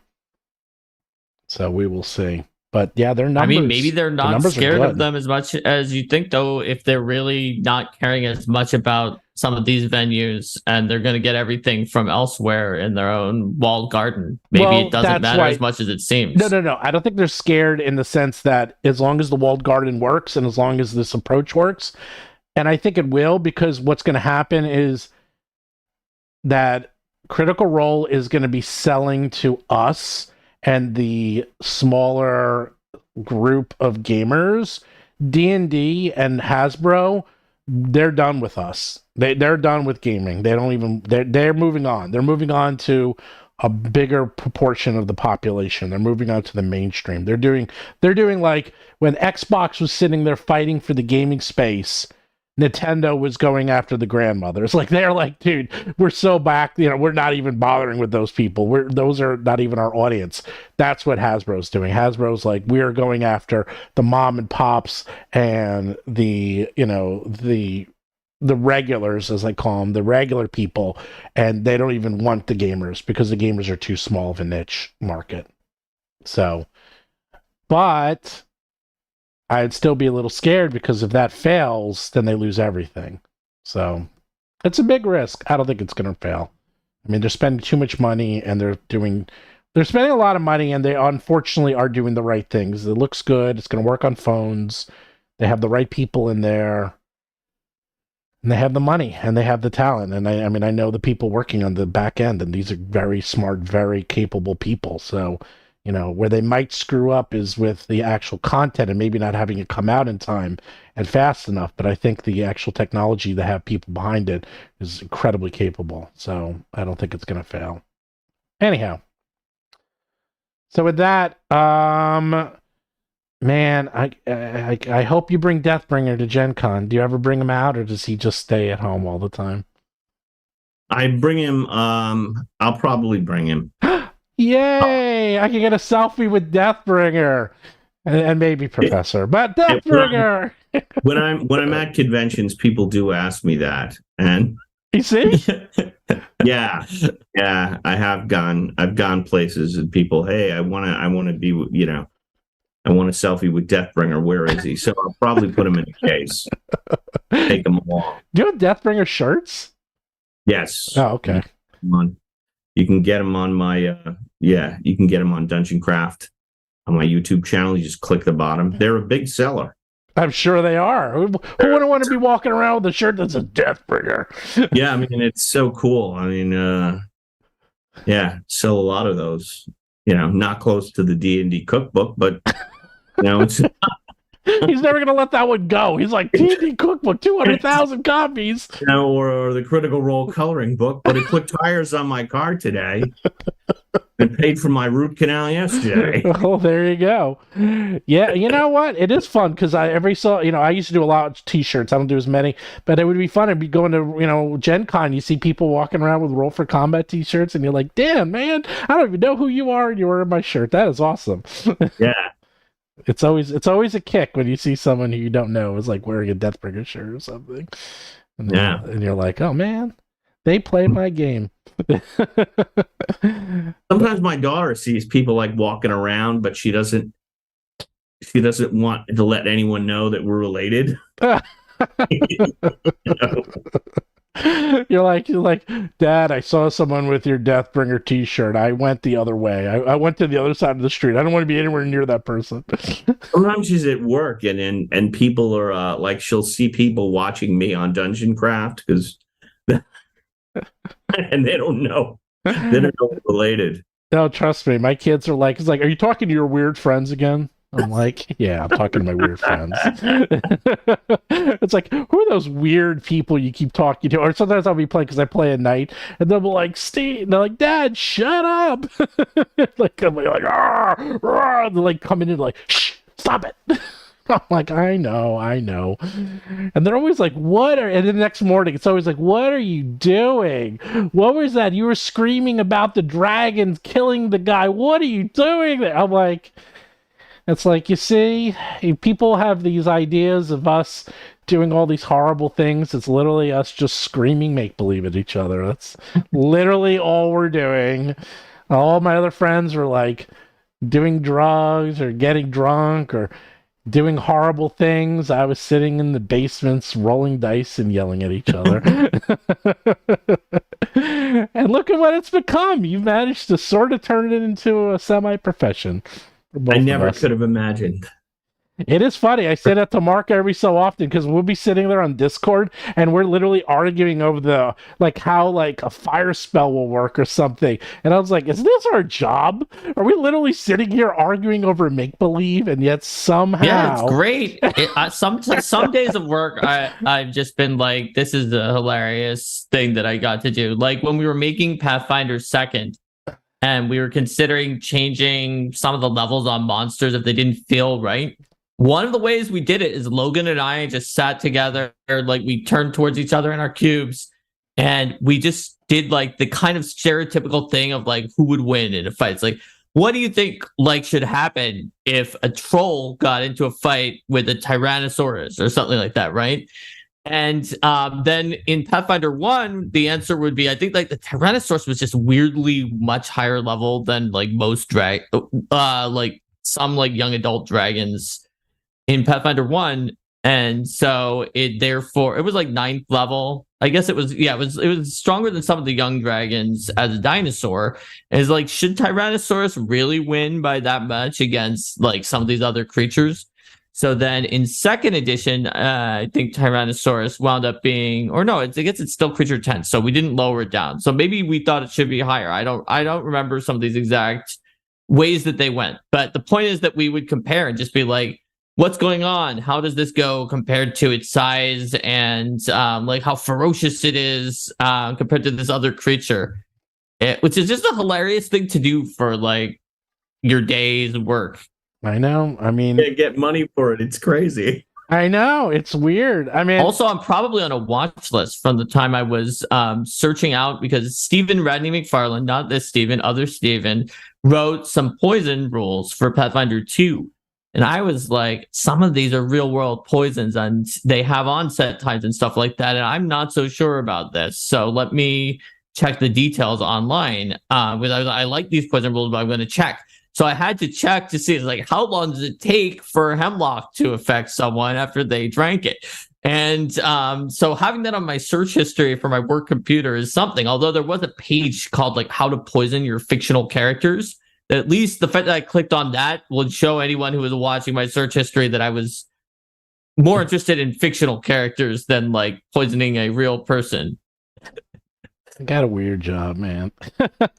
Although before this, I was doing video games, and video games I thought was weird, but at least there was a lot of math involved, and you were actually at a physical product, so at least there was an actual game that came out of it. But here it's like literally words on pages, and you're just writing fantasy. I remember I was at PaizoCon. Do you remember this, Mark? And they showed some of the new spells for Pathfinder 2nd edition, and they showed it was like dinosaur form, and people went insane. People were like, oh my God, and like clapping and standing up and cheering. And I'm like, dinosaur form. It's literally words on a screen, but the people's imagination was like, I can turn into a dinosaur. Yeah, the fact that there was a dinosaur form I is a big know. deal. And people were losing it. I was like, this is so surreal. I'm like, it's just the word dinosaur form. It doesn't do anything. It's just your imagination. But yet, Hey, on my side, as one of the people who created the edition, that it made me happy to see people that were so happy about dinosaur form. do you remember because, that? At Yeah, TarzoCon, like, and people all were of the nuts. things that people were cheering at that time, it felt good because Yeah. it was a lot of work. Oh, well, I know, but you know what I mean. It was just like, I remember that people went nuts. It wasn't just like a little. It was like, and I have to say, I was like, yeah, I could turn into a dinosaur. That is awesome. And they had dragon form. They had all the different forms. I'm like, yeah, you're not doing anything, man. You're just talking. It's just talking. But hey, man, that's what makes this hobby so much fun. It's just, I think that's your next Kickstarter: dragons versus dinosaurs. Fighting both will be vampires. That's actually not a bad They idea. could with the Pathfinder vampire archetype. You could have them both be vampires. You know what, Mark? We have not done a vampire dragon yet. The Curse of Stratosaurus. There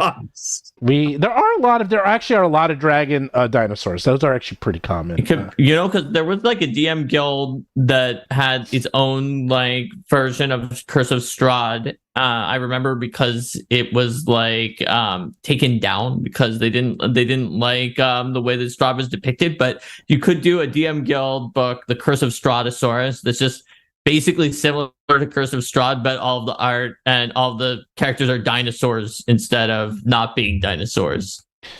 You know, the funny thing is, Professor, and we'll leave it at this. You joke about us coming out with a dragon book with vampires and dinosaurs and stuff, but you wait a few more months, you might actually see something very similar to that. Because good ideas, not everyone has these good ideas are just out there and people are waiting to see them. Maybe someone will actually get to see some strange and unusual dragons, new ones, crazy ones that you've always wanted to play but never could before, but now you might be able to. Maybe. So with that, I guess you'll be at Gen Con. You're giving some talks. I'm giving some talks. I'm doing the history of the OGL, and I'm doing that with Ryan Dancy Saturday at noon. I'm actually in the same room. I signed up for another talk, Mark. It just got approved. Oh. I am doing Saturday at 10, and they put me in the same room, so I can just keep going. I'm just going to keep going. I'm going to go for 3 hours straight. I'm going to do movie tips and tricks to help your role-playing games. Because that was one of our most successful streams ever, which is funny because I did it on the spot and I was deadly ill, and people thought it was fantastic because I use a lot of these tropes that are popular in script writing and movies, and I showed how you could use them in your adventures, and people were like, "Oh my god!" like writing down notes and talking to me and sending me questions. I was like, "Oh my god!" I guess I hit a nerve, like something like really hit on that one. So I'm gonna give that one in person. I'll give kind of the same talk. I'll go into more detail and using like things that people know in their heads, but they actually, until I say it out loud, they don't put 2 and 2 together. And like, oh my god, I could definitely use all these tropes that I know from movies and TV that have been ingrained in my brain and put them in my games, and it makes much better games. And people naturally flock to them because they know what to expect. So I'm gonna do a talk on that as well in the same room. So that just went live. I got 0 people signed up, but I have a feeling that will fill up. So. What about you, Mark? You're not doing anything. You're just staying home. You're working on Eldamon. Yeah, I'm not going to be at Gen Con, but there's all sorts of things going on. We've got the Eldamon playtest. We have He's this holding down the Kickstarter. There's tons of work to be done, and I will be doing all of that because I want to make sure that we get this to you guys in September for this Kickstarter that we're launching now, as easily as we can. Get the islands done that you guys come up with, get them written, laid out, and have everything ready so that the PDF is to you. Hopefully, assuming September. nothing weird happens with the funding on BackerKit. September. As soon as that's in, we want to have it. We want to have it ready around that. Yeah. So that's going to take some work, but I'm confident we can do it. I'm not really not that worried. Yep. It's like 97% done, and you are cranking on the last 3%, so I'm not that worried.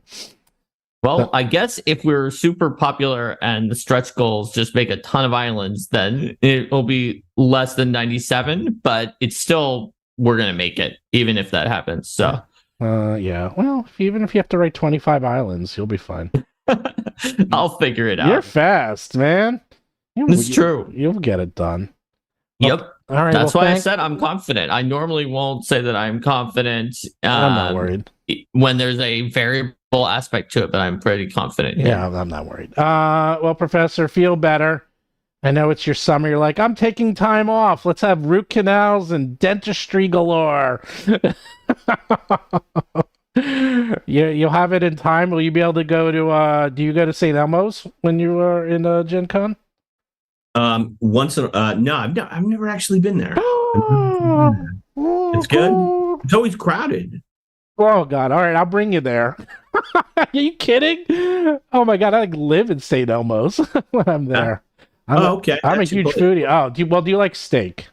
Oh yeah. Do you like shrimp cocktail? Yeah.